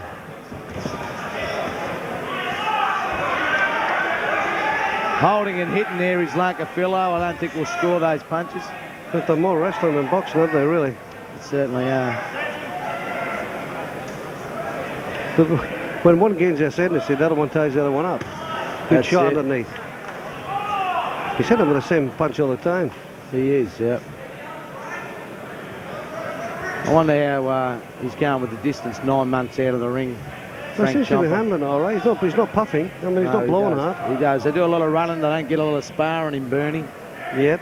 They do a lot of road work and a lot of pad work and running, fitness work. Sheep are fast. Sheep are fast, especially in the wellies. Oh, good shot. Oh, good body shot from Champa. And a good right hand to the head from Champa. Where's 2 back from Llancafilo? Oh, good shot from Llancafilo. Good straight left. The left hook, right hook. Llancafilo landed quite well now. That's what I'm saying. He puts you through that pain and board. I mean, he scrapes a decision. Good shot. Oh, yeah, good shots from Llancafilo. He's hurt Champa. Champa just needs to hang on this round. He's got to win this round. Llancafilo. Oh, big uppercut from Champa. But he's just throwing the 1 and the 2s. He's got to stay on his feet, Frank Champa. He looks like he might go here.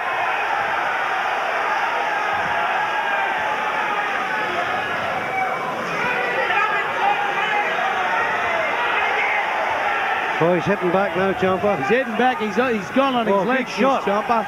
Two good punches from Frank Ciampa. Fighting his way. He's out on his feet, he's Ciampa.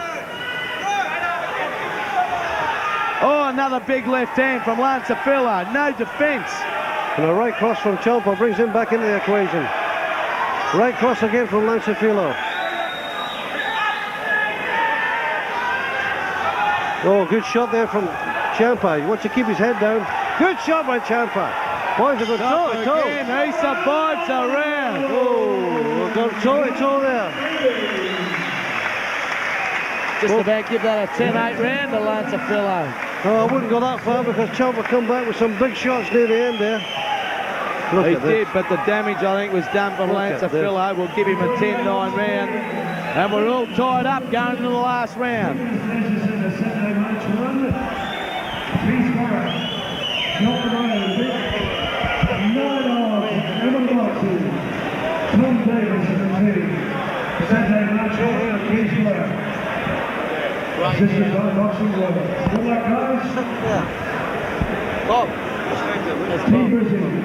Sunday, February 23,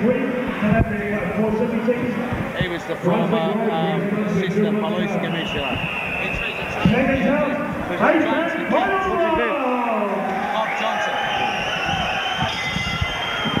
Well, here we go again, Ryan. Lucky last round. Yeah, this is going to be the one who wins it for either fighter. Who wins this round wins the fight. On my scorecard, that is unofficial. I think Champa knows he's in with a snip. He's come out. He's a bit rattled in that round.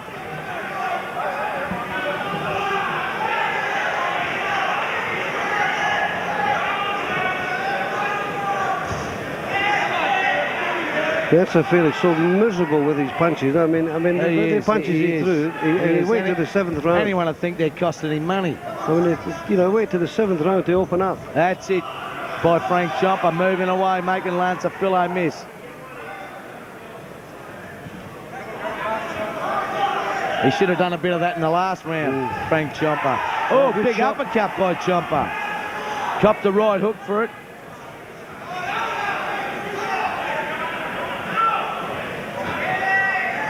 Yeah, both boys still staring at each other again. Oh, swing and miss there from... this is the ones he doesn't want to miss. I mean, he wasn't missing in the last round with him, Llancafilo. No, that's what amazed me. He goes one good round, and then like the 4th round was all... the 3rd round was all Llancafillo's, and then... good shot there from Llancafilo. Champa had his best round in the 4th. Champa wants to start throwing a couple of bombs now.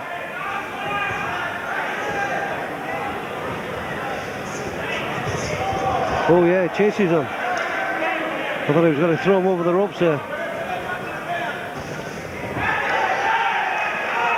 He's got to keep throwing Frank Champa to stay in this fight. Good uppercut there from Champa.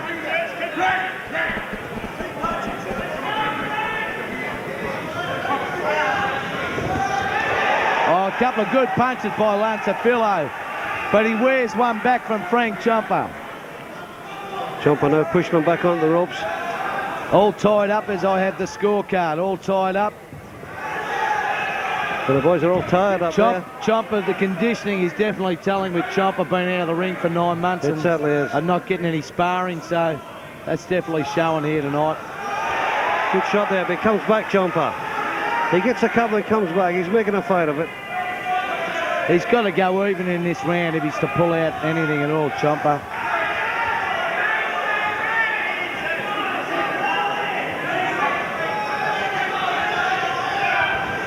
Oh, good shot from both boys. Both fighters landed two good shots. Llancafillo's trying to get the combinations off, and Champa's just 1-2 in him at the moment. Yep. Survival by Champa. Oh, good shot from Champa. Good shot from Llancafilo. Straight left, straight left. Whoever gets a good rally off here is really going to win this. Nice uppercut from Champa. It's it all over.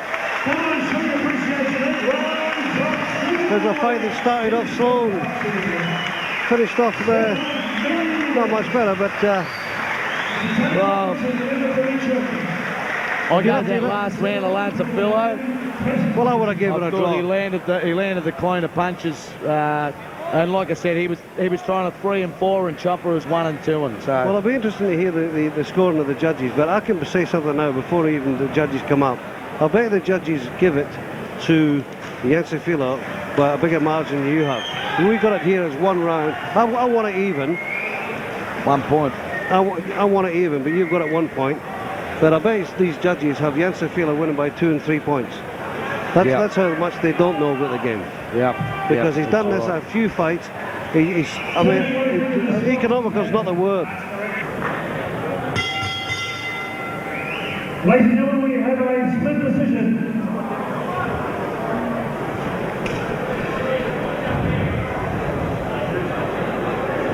Judge Andrew Campbell gave it 77-75, Llancafilo, red corner.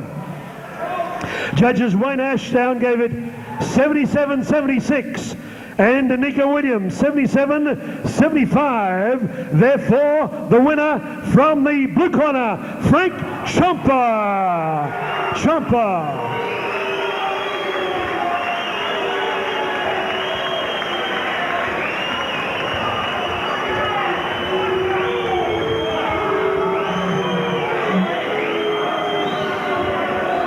Okay, Frank Champa wins.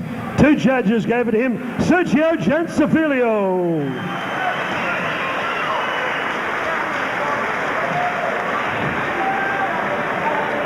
Sergio, bad luck there. Your first loss in pro boxing. Bad luck there. Well, the fight's up to the judges, so they decided who won. You didn't feel that was right? From my point, I won the fight, but the judges decided otherwise, so that's fine by me. Yeah, so, yeah, that's fine by me. I won the fight, but the judges decided otherwise. That's the rules, so, you know. Okay, Sergio believes he won that bout. Paul Layton, manager. Paul, Sergio believes he won the bout, but of course the judges didn't give it to him. Yeah, great fight. We'll cop it on the chin. We'll be back. Okay, we'll cop it on the chin. Ronnie Russell, come up. You're unhappy there? We're going to talk to Frank Champa in just a moment. Bull dust, they're saying. Ron, you're not happy with that one? Well, not a case of not being happy. Great fight, but my bloke won it. I'll train him and look after him. I reckon he won it in the last 2 rounds. Good luck to the other boy. We get a few bad ones, we get a few good ones, but he won the fight. And I'm not saying anything, but he won it. He won. Okay, Frank Champa, come across. Frank, you've come all the way across Bass Strait from Burnie in Tasmania. Congratulations, Frank. Another big win in Melbourne town. Yeah, it's good to be back in Melbourne. It was a close fight. Could have went either way. I can't say I won it or anything like that. It could have been any way, but it was a good fight. And yeah, it's been a long time since I've fought. I've never done 8 threes before, so it's the first time. I was just trying to pace myself all the way through, I suppose. I weren't doing enough work, but I just want to donate this fight to me Auntie Leanne, who had a baby Samuel, and I want to say thanks to my trainer Jerry Mevison, that's been training me the last 4 months. Thanks to all my sponsorships and all my friends and everyone back in Tassie and all the crowd that came in today. Thanks very much. Okay, Frank the Magic Man Champa. The forefather of TV ringside, we all remember him. He passed away unfortunately in June of 2000. This board decided to create an award in his honour, and the award is to be presented to the person who contributes most to professional boxing on an annual basis. 2 previous winners, or the winner of the inaugural award was Murray Thompson, who was a fitting recipient. Everyone knows him from the Fighters Factory, dedicated to the sport and works very hard.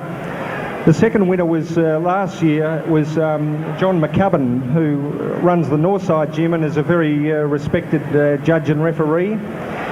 This year, the award goes to a fellow who has spent 12 years as secretary to this board. He has been an ear to a lot of people in this industry. He has always been on call, always prepared to help. And we'd like to ask Barton McCarthy to come forward and accept the Ron Casey Memorial Belt for year 2003.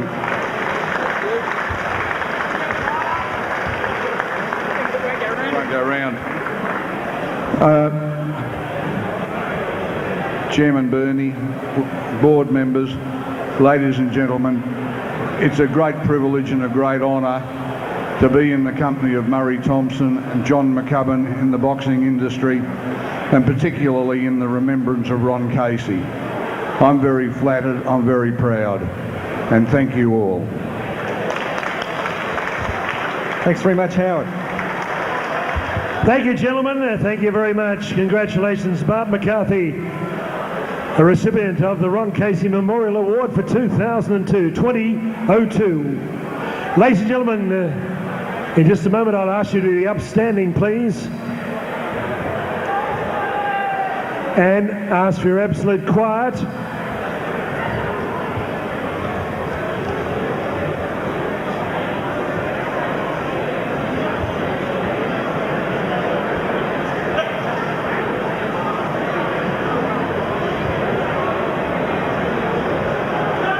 Ladies and gentlemen, could I ask you, those who are seated, to be upstanding for a solemn moment, not those who are already standing, of course. And can I have absolute quiet, please? I'd appreciate your indulgence just for a moment. At many sporting functions you go to, people ask you to be upstanding. It seems like an eternity for a minute or 2 minutes as we observe silence for the lost loved one. But in boxing, as I say, in kickboxing, we have the best method possible. We remember lost loved ones, whether it be an accident, death. We've paid tribute to the people from Bali. We've paid tribute to those in the bushfires. We've paid tribute to those who were lost on September 11 in the United States of America 2 years ago. We have the best way of paying tribute and saying God bless to those we've lost by ringing the bell 10 times.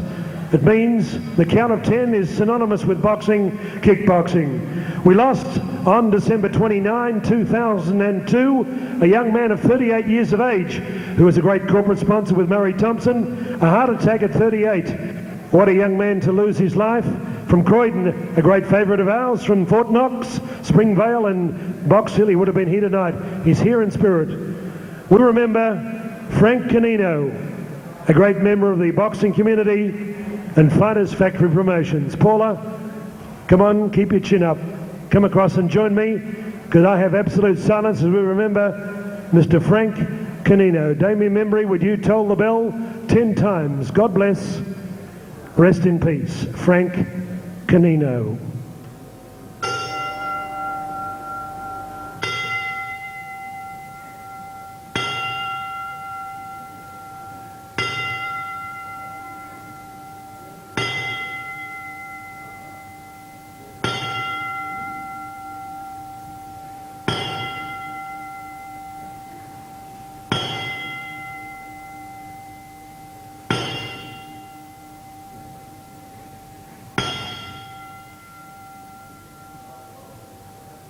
Thank you, ladies and gentlemen.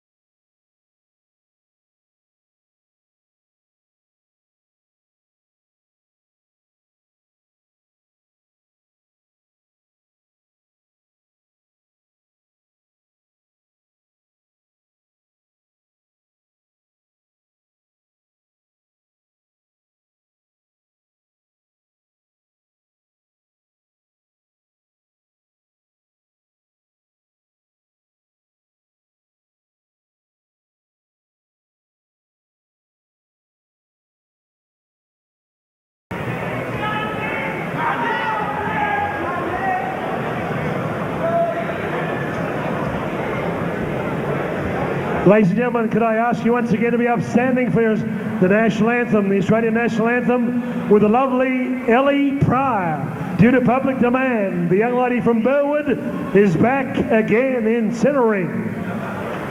Could I have absolute quiet once again? Shh. Ms. Ellie Pryor.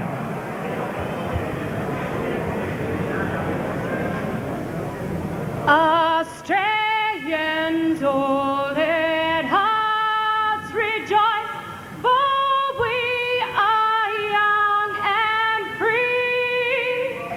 We've golden soil and wealth for toil. Our home is girt by sea. Our land abounding mysteries paved with beauty rich and rare. In history's page let every state advance Australia fair. In joyful strains there let us sing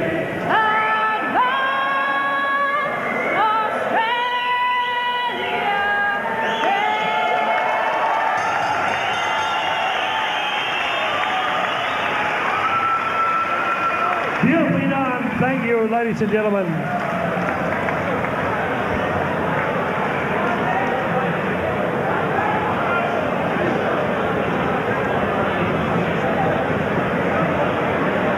Al Kwong is our chief camera.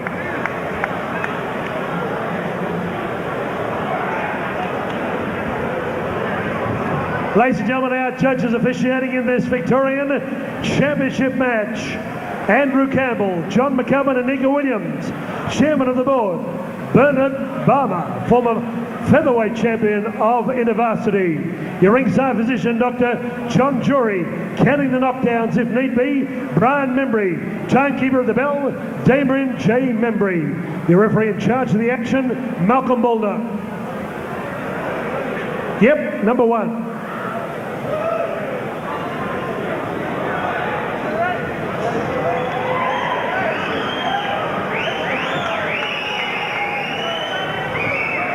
Ladies and gentlemen, 10 rounds of boxing for the Victorian Middleweight Championship. Let's get it on. It's showtime. Murray Thompson, Fighters Factory Promotions. Proudly, yep.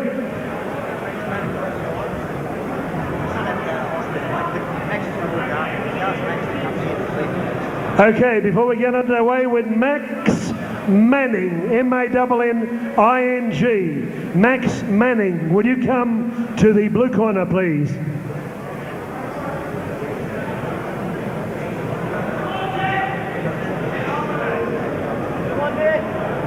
Max Manning, would you please come to ringside? The matter is urgent. Max Manning, would you please come to the blue corner? Max, yep.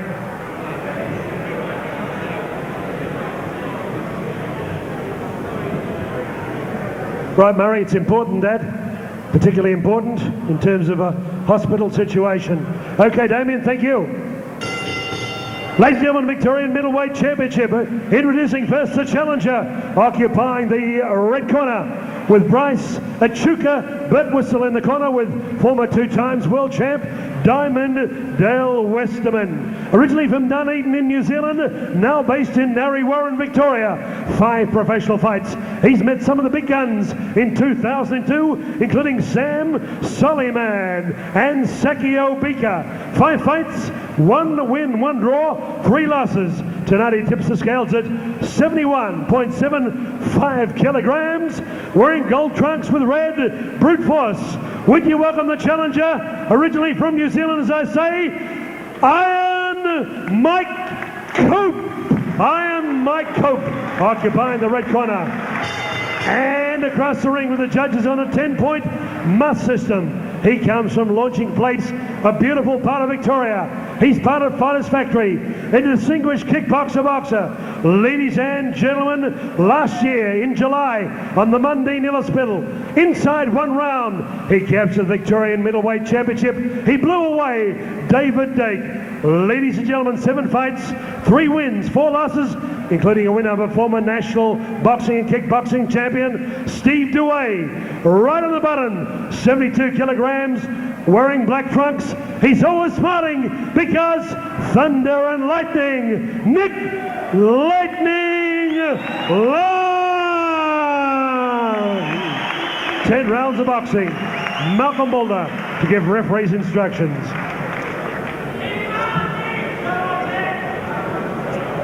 Welcome to center ring, gentlemen. Good luck to both you fighters. May the best man win. Shake hands now. Come on, fighting at the bell.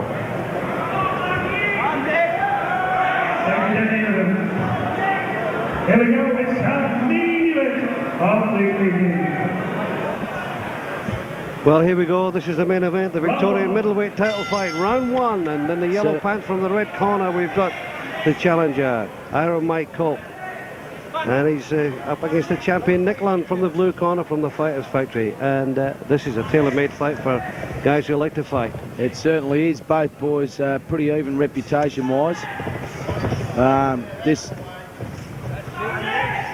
I wouldn't say it's a step in class to fight for a title of Mike Cope. He started off fighting Sakio Bicco, Jeff Fennick, trained Big Puncher, former African Olympian, and then went the distance with Sammy Solomon over 12 rounds for the PABA title. He stepped in actually to replace Nick Lund, who was due to take that fight. Nick been a little inactive since his kickboxing world title fight, received a cut eye. So, well, it started off at cracking pace, Brian, and I can tell you this fight will warm up. There won't be any waiting for punches here. Well, there'll be no waiting for punch. Nick Lund comes on strong as the fight goes on. Strong boy. And Mike Cope, he doesn't take a backward step. No, he doesn't. We both saw him fight Sammy Akuso and commentated that fight. And he's adapted well to the non-kickboxing. Also saw him fight Craig Eden.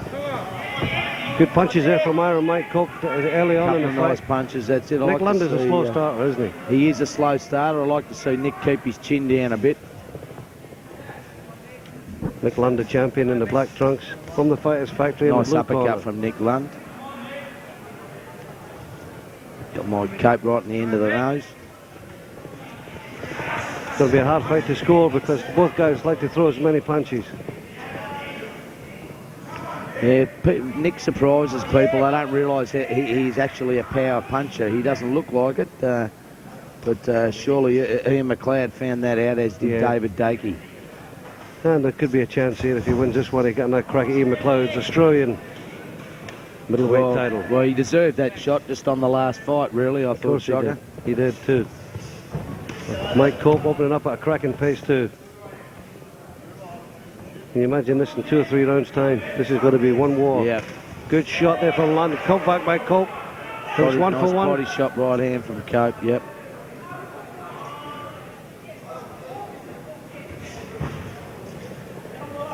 Both guys will be good at exchanges here. Well, Cope goes underneath. Good shot. From Cope and a nice uppercut from Lund. Nothing in this round. Both boys feeling each other out.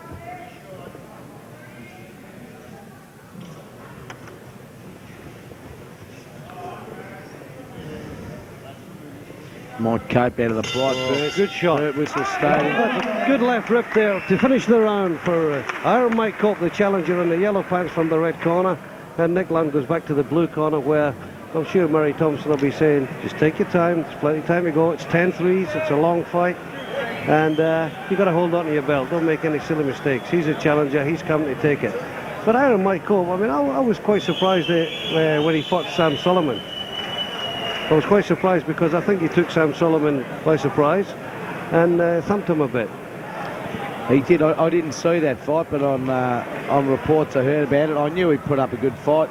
I didn't think. I think he's pretty durable. I didn't think Sam would walk through him. Just a question for the viewers watching this fight. Trivia question: Who's made 135 of? No, hardly. who's made 135 appearances in the ring and never lost a fight.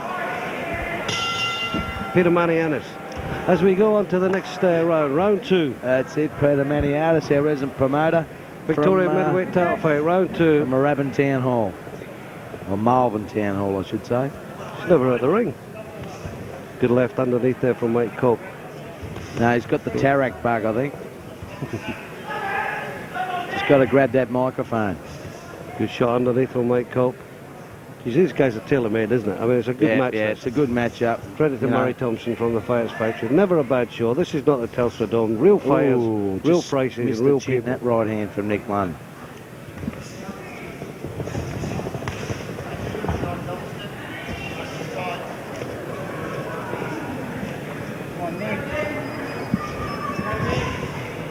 Good shot from Mike Cope underneath. Nick Lund seems to be reaching for that right hand again.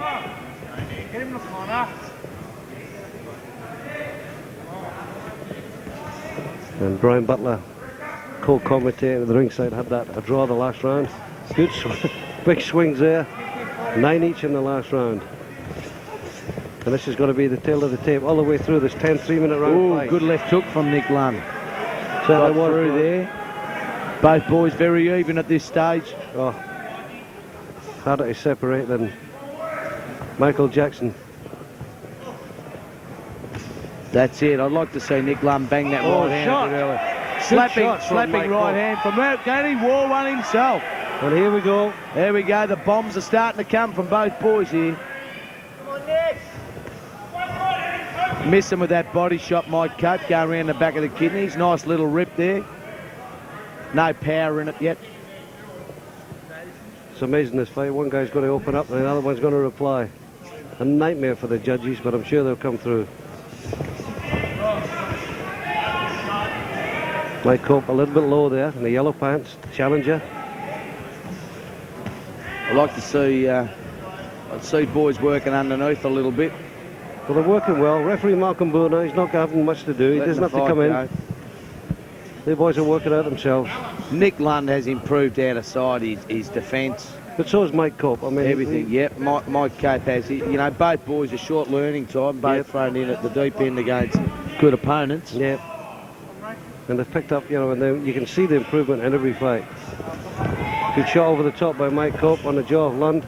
Good shot underneath from Cope. Cope the busier fighter of here in the second round of this 10 3-minute round. Every time Nick Lund throws a left hand, his chin goes up in the air.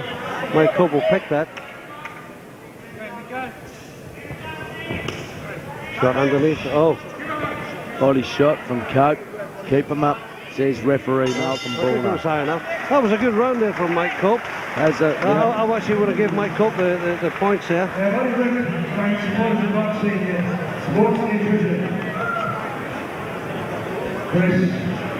Agamabar will present the veterans representing Hollywood in our main event of the year. That's right. I think it was a 10. I think Mike Cope was it. Yeah, just somebody's asking me, what did you think that went at? Oh, crossing out to Brian Butler. Brian, I mean, you were scoring that one. How did you see that? I gave that a 10-9 round to Mike Cope. He did score the most punches, didn't he? Yeah, he did land some better punches. I don't like the way he's hanging on the ropes there, though. He's looking a bit fatigued. Yeah, it should never keep your arms up. No, you just throwing the bloke, should have the arms down. Yeah, he's getting off that rope. I'd like to talk more to you about Howard Lee's driving me nuts in between rounds. The ring announcer, should be a ring announcer. And as we take this up, Ryan, this is round 3. Nick Lund starting to pump up the pace a bit. He's 1 point behind, got into the third round. But Mike Cope's pointing Mike Cope pointing to the centre of the ring there. I don't know what that's about. I think that means that's where somebody's going. Both boys very, very evenly matched, punch for punch. There's a Victorian title, middleweight title at stake. Yeah, Nick Lund's got to let him go in there. That's what he needs. Good shot, Lund. It's that right hand. Very wary of the right hand of Nick Lund is Mike Cope, getting that left hand up very quickly.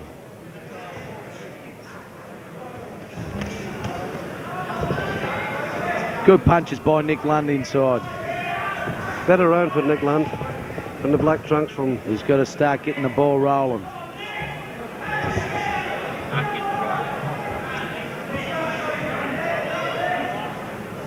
Mike Cope's always busy, always moving.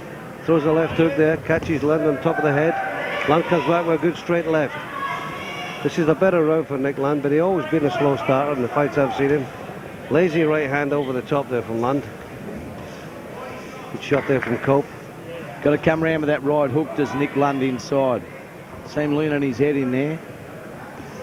Good shot from Good Cope. right hand from Mike Cope. Left hook from Cope, left Just underneath. caught on the glove by Nick Lund. Two good punches there from Mike Cope. Over the top and underneath with the left. Busy enough the two fighters so far. Third round, 10-3s, the Victorian middleweight title. Good shot from Lund over the top. Back comes Cope, underneath and over the top. Both boys taking nothing here.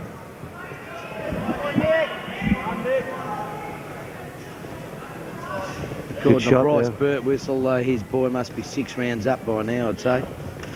Oh, good shot by Nick Lund. Big punch by Nick Lund. Oh, yes. And a left hook. Oh, good and a left good by the return Cope. from Mike Cope. But I think a right cross and a left hook beats a straight left hand, doesn't it? Yeah, I think it does.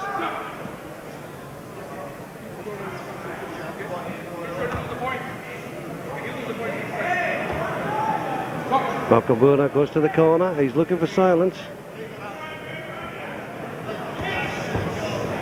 Didn't catch what was going wrong there, but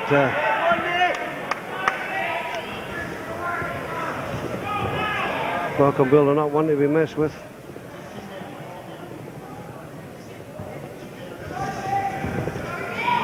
Nick Lund's getting a bit stronger, Brian. Nick is. He will get stronger as the fight goes on. Nick's got to make it untidy in there for him. Shot from Cope. Both boys having a good go at each other. Yeah, gets a bit too excited in the corner, does Bryce Burwhistle. Yeah, what was that all about, Brian? Copping a warning for hanging over the ropes and he will take a point off him. He doesn't care, Malcolm Bullner.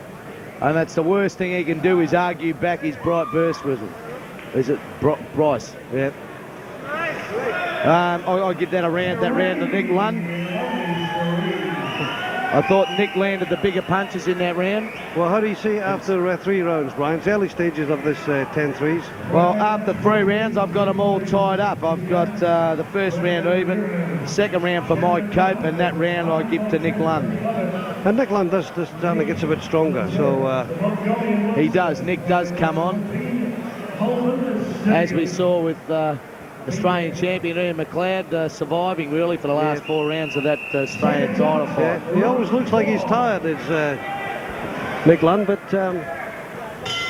he's had that look on his face, doesn't he? But he's always there at the end. Good starts with a good left jab, does Nick Lund. Cope in the yellow pants, the challenger. Nick Lund, the champion, Victorian champion. In the black. Very hot up there for the boys. Yeah, it's a hot night here at Box Hill, and we've had some great fights tonight, thanks to Murray Thompson and the Fighters Factory. Nick Lund, this could be a telling round for him. Good shots underneath from Cope. Couple of good shots from Mike Cope. They were good shots. Left hook got through, the first 2 missed. An uppercut from Nick Lund.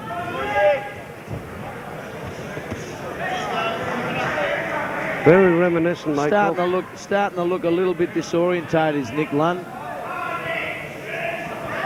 Very reminiscent, that Mike Cope of Frankie Rolph. He's got a very similar look, similar style.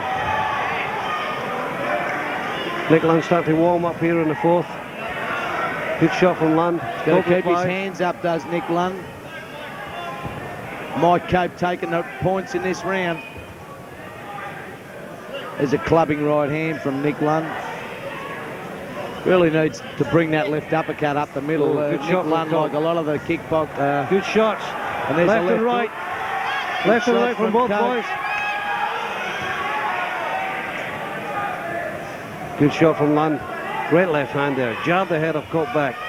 Cope comes back with a right over the top. Left over the right. And he's hurt Nick Lund. Strong hands there from Mike Cope. Lund's got to regroup.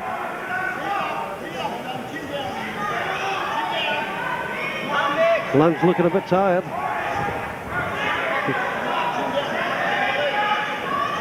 Cope's looking a busier fighter, Brian.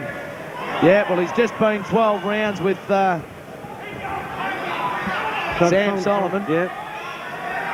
So he knows about going the distance. He just seems to be getting stronger, which is Nick Lund's forte. Nick looks to be flagging a little bit here. He does. But he's getting worked over by good punches. Good left there from Cope. Good left jab from Cope. Lund's got to pick up the pace. Oh, that's a shocking punch. Oh, landed one back though. Both boys swinging and missing and then connecting. They're actually getting punches on the rebound. Let's not forget, Nick Lund's got one punch that can turn this fight right around. A knockout blow.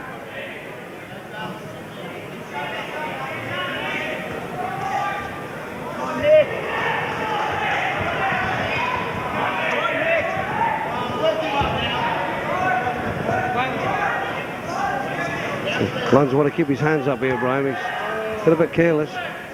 But downstairs shows Mike Cope's trainer. Well, he's working well underneath.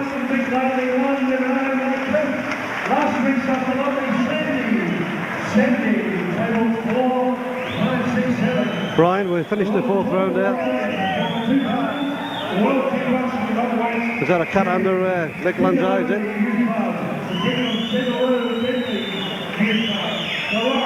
A little confrontation there with the doctor. Just trying to see what that was all about. Brian, what did you see that? I saw that.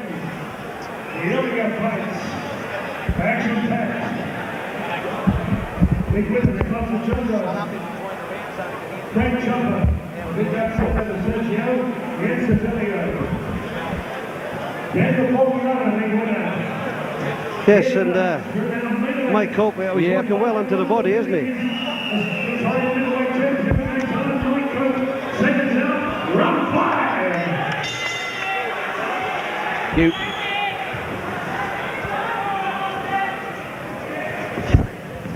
We can hear you.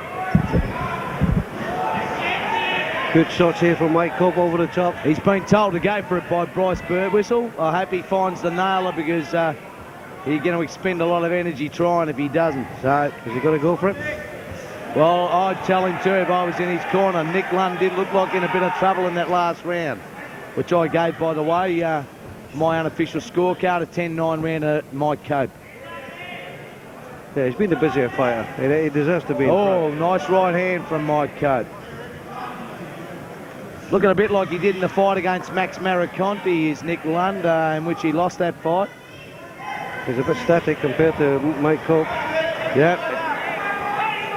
Well, to be honest, Mike Cope needs to regroup himself up here. If he puts a couple of good ones together, he's got Nick Lund. I think Nick's going.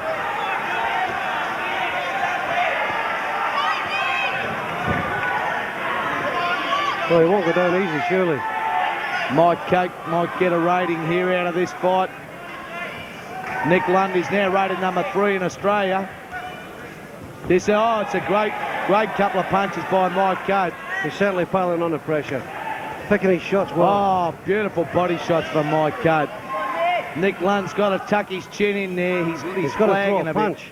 That's what he's got to do. He's got to throw a punch. He's got to go. He's got to throw a punch. Got to throw that right hand, does Nick Lund. Can he do it from out the jaws of defeat? Nick Lund, he's copped a fair barrage just the round. I think he's gone, to tell you the truth. I don't think it's there. Nick Lund threw where to tune. One time, well-timed shot, I think, here by Mike Cope might finish this fight. But like you say, Nick Lund always looks like that when he's tired, so... Nick's got to start throwing a punch or two. Get angry. He's got to get angry. He's got to start hurting the bloke. He's got nothing left. No. Doesn't seem to be. Oh. Nothing left but guts is Nick Lund. That's it. Towels come in from Murray Thompson. It's all over. Towel came in. I was going to give that a 10-8 round to Mike Cope. 1, 2, 3, 4. 5th round. Well, I hope he gets his money. Oh, he'll get his money.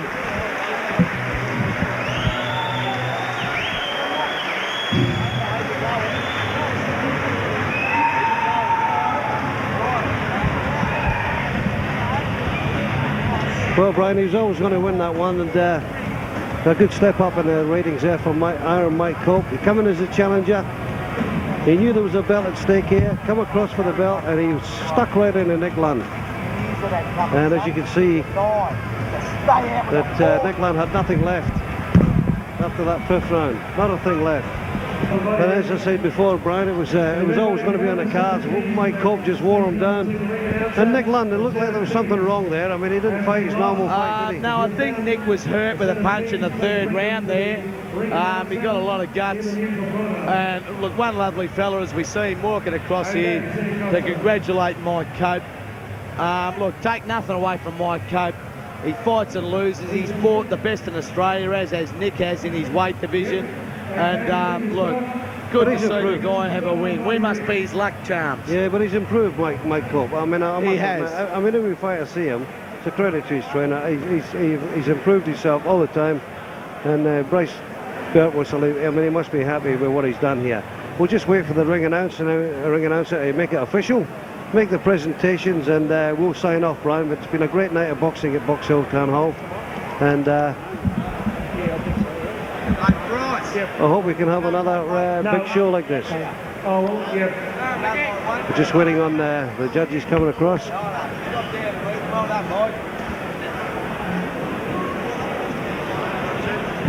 The ring announcer Howard Lee looking for the judges.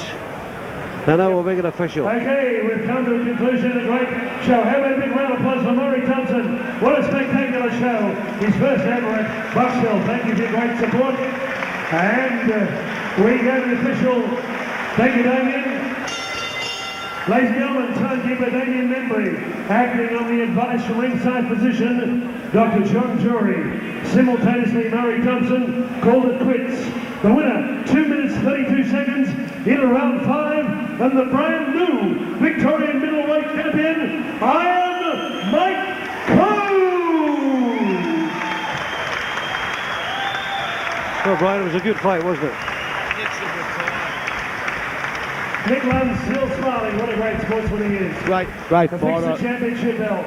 And here the championship belt goes on Mike Cope. Thoroughly deserved, and I think he's going to go forward. He's improving all the time. He was, you know, I mean, and like he's been in with the best in Australia, so he knows what sort of benchmark he's got to get to. I'd like to see Nick call it quits at the moment. Okay. Yeah, I mean, that would be a fair call because, I mean, this guy's going forward and you're slipping back, so you just get out before it gets too dirty. Well, that's it. He's been a warrior. You know, he was going to call it quits before he was going to have a couple more fights, but then he knocked out David Decky and had that great Australian title fight. He can always remember again. Just hear Howard Lee's going to have a chat to Nick Lund. Go centre ring. You build away, but you tell me you had tender ribs going into the fight. Yeah, all I can say is congratulations, Mike. Exceptional fight, so he deserves a well done applause. Well done, Mike. Okay, I've got no excuses. Like I did come into the fight with cracked ribs during sparring, but no excuses. Mike didn't know that. He certainly exploited my body exceptionally well, and it took its toll, obviously, as you saw. You know, I hope to be back again to do it. All I can say is it's Mike's night tonight. Well, we did say that, Brian, didn't we? We thought there was something wrong. That's what there was definitely something wrong. That's what I said as soon as the fight was finished. Murray Thompson with Howard Lee. A great night at the stadium. Nick Lund losing his title, Murray, but great support. Congratulations. Your first big show at Box Hill. Yeah, we're going to have more here. Nick went in the fight with sore ribs, but Mike Cope, very hard fighter. He's fought all the best boys, and Nick just couldn't do it tonight. But thanks everyone for coming here. We're going to make Box Hill a regular venue, and just thanks heaps for supporting boxing. Thank you for coming. Well done, Murray. Okay, how about 3 cheers for the man from Dunedin, via Mary Warren, Iron Mike Cope. Have it? Have it? Have it? Mike, come across. You had a very distinguished kickboxing career. You've taken the sport of professional boxing by storm tonight. Your biggest moment in boxing. Congratulations. Thanks very much, Howard. I'd first of all like to thank Murray and all the sponsors for putting on the show. It's a real privilege to be here. And to Nick Lund, I've seen him fight a couple of times. He always comes to fight. Shame he had sore ribs, but well, that's the way it goes. I've had a quick, short, sharp career in boxing so far. I only started halfway through last year. I've had 6 fights so far. This is by far my biggest win, like you said. To Bryce Birtwhistle, thank you very much, Bryce. He pushes me hard. This is what I need. Getting to my age, you tend to slacken off a bit, so you need pushed along. To my lovely wife up the top there. She always supports me, always has, and I couldn't have done that without her either, because she cooks my food and cleans the house when I can't be bothered, so that's the best thing about that. Oh, apart from all the other stuff, being married as well, of course. A couple of people from work come along, it's good to see some friends, and most of all, thank you to everybody else that comes along, enjoys watching boxing. We like being here. It's always much more fun when there's a big crowd. Thank you very much. Mike, well said. Maybe a match against Daniel Lovett on the Peter Manor show, March 14th, the defence of your title. How does that shape up? Well, I didn't know I was fighting until I saw the poster, so we'll see what's going on. Okay, Bryce, come across. You came back from Echuca on the beautiful Murray River with a bit of suntan, and he's done you proud, my coach. Yeah, look, he's an exceptional fighter. I think people need to realise that Mike had never, until last year, had a boxing fight ever. No amateur career, nothing. His first ever boxing fight was against Sergio, who had over 180 amateur fights, was a 4-time national champion of his country, Olympic boxer. He was 8-0 in Australian pro boxing with 8 knockouts. Mike was the first one to go the distance. Yeah, we lost on points, but we didn't have the experience. He is just one game fighter, and he's going to get better and better, and hopefully we can get evenly matched fights. Bad luck to Nick Lund. He's a great warrior. He's been around for years, always comes to put on a good show, and I don't think anybody was disappointed. Well said. Bryce Birtwhistle and Iron Mike Cope. How are they saying? Protect yourself at all times. Thank you for supporting When Lightning Strikes. Murray Thompson, Box Hill City Hall, back to BB and JM, our ringside commentators. Good night.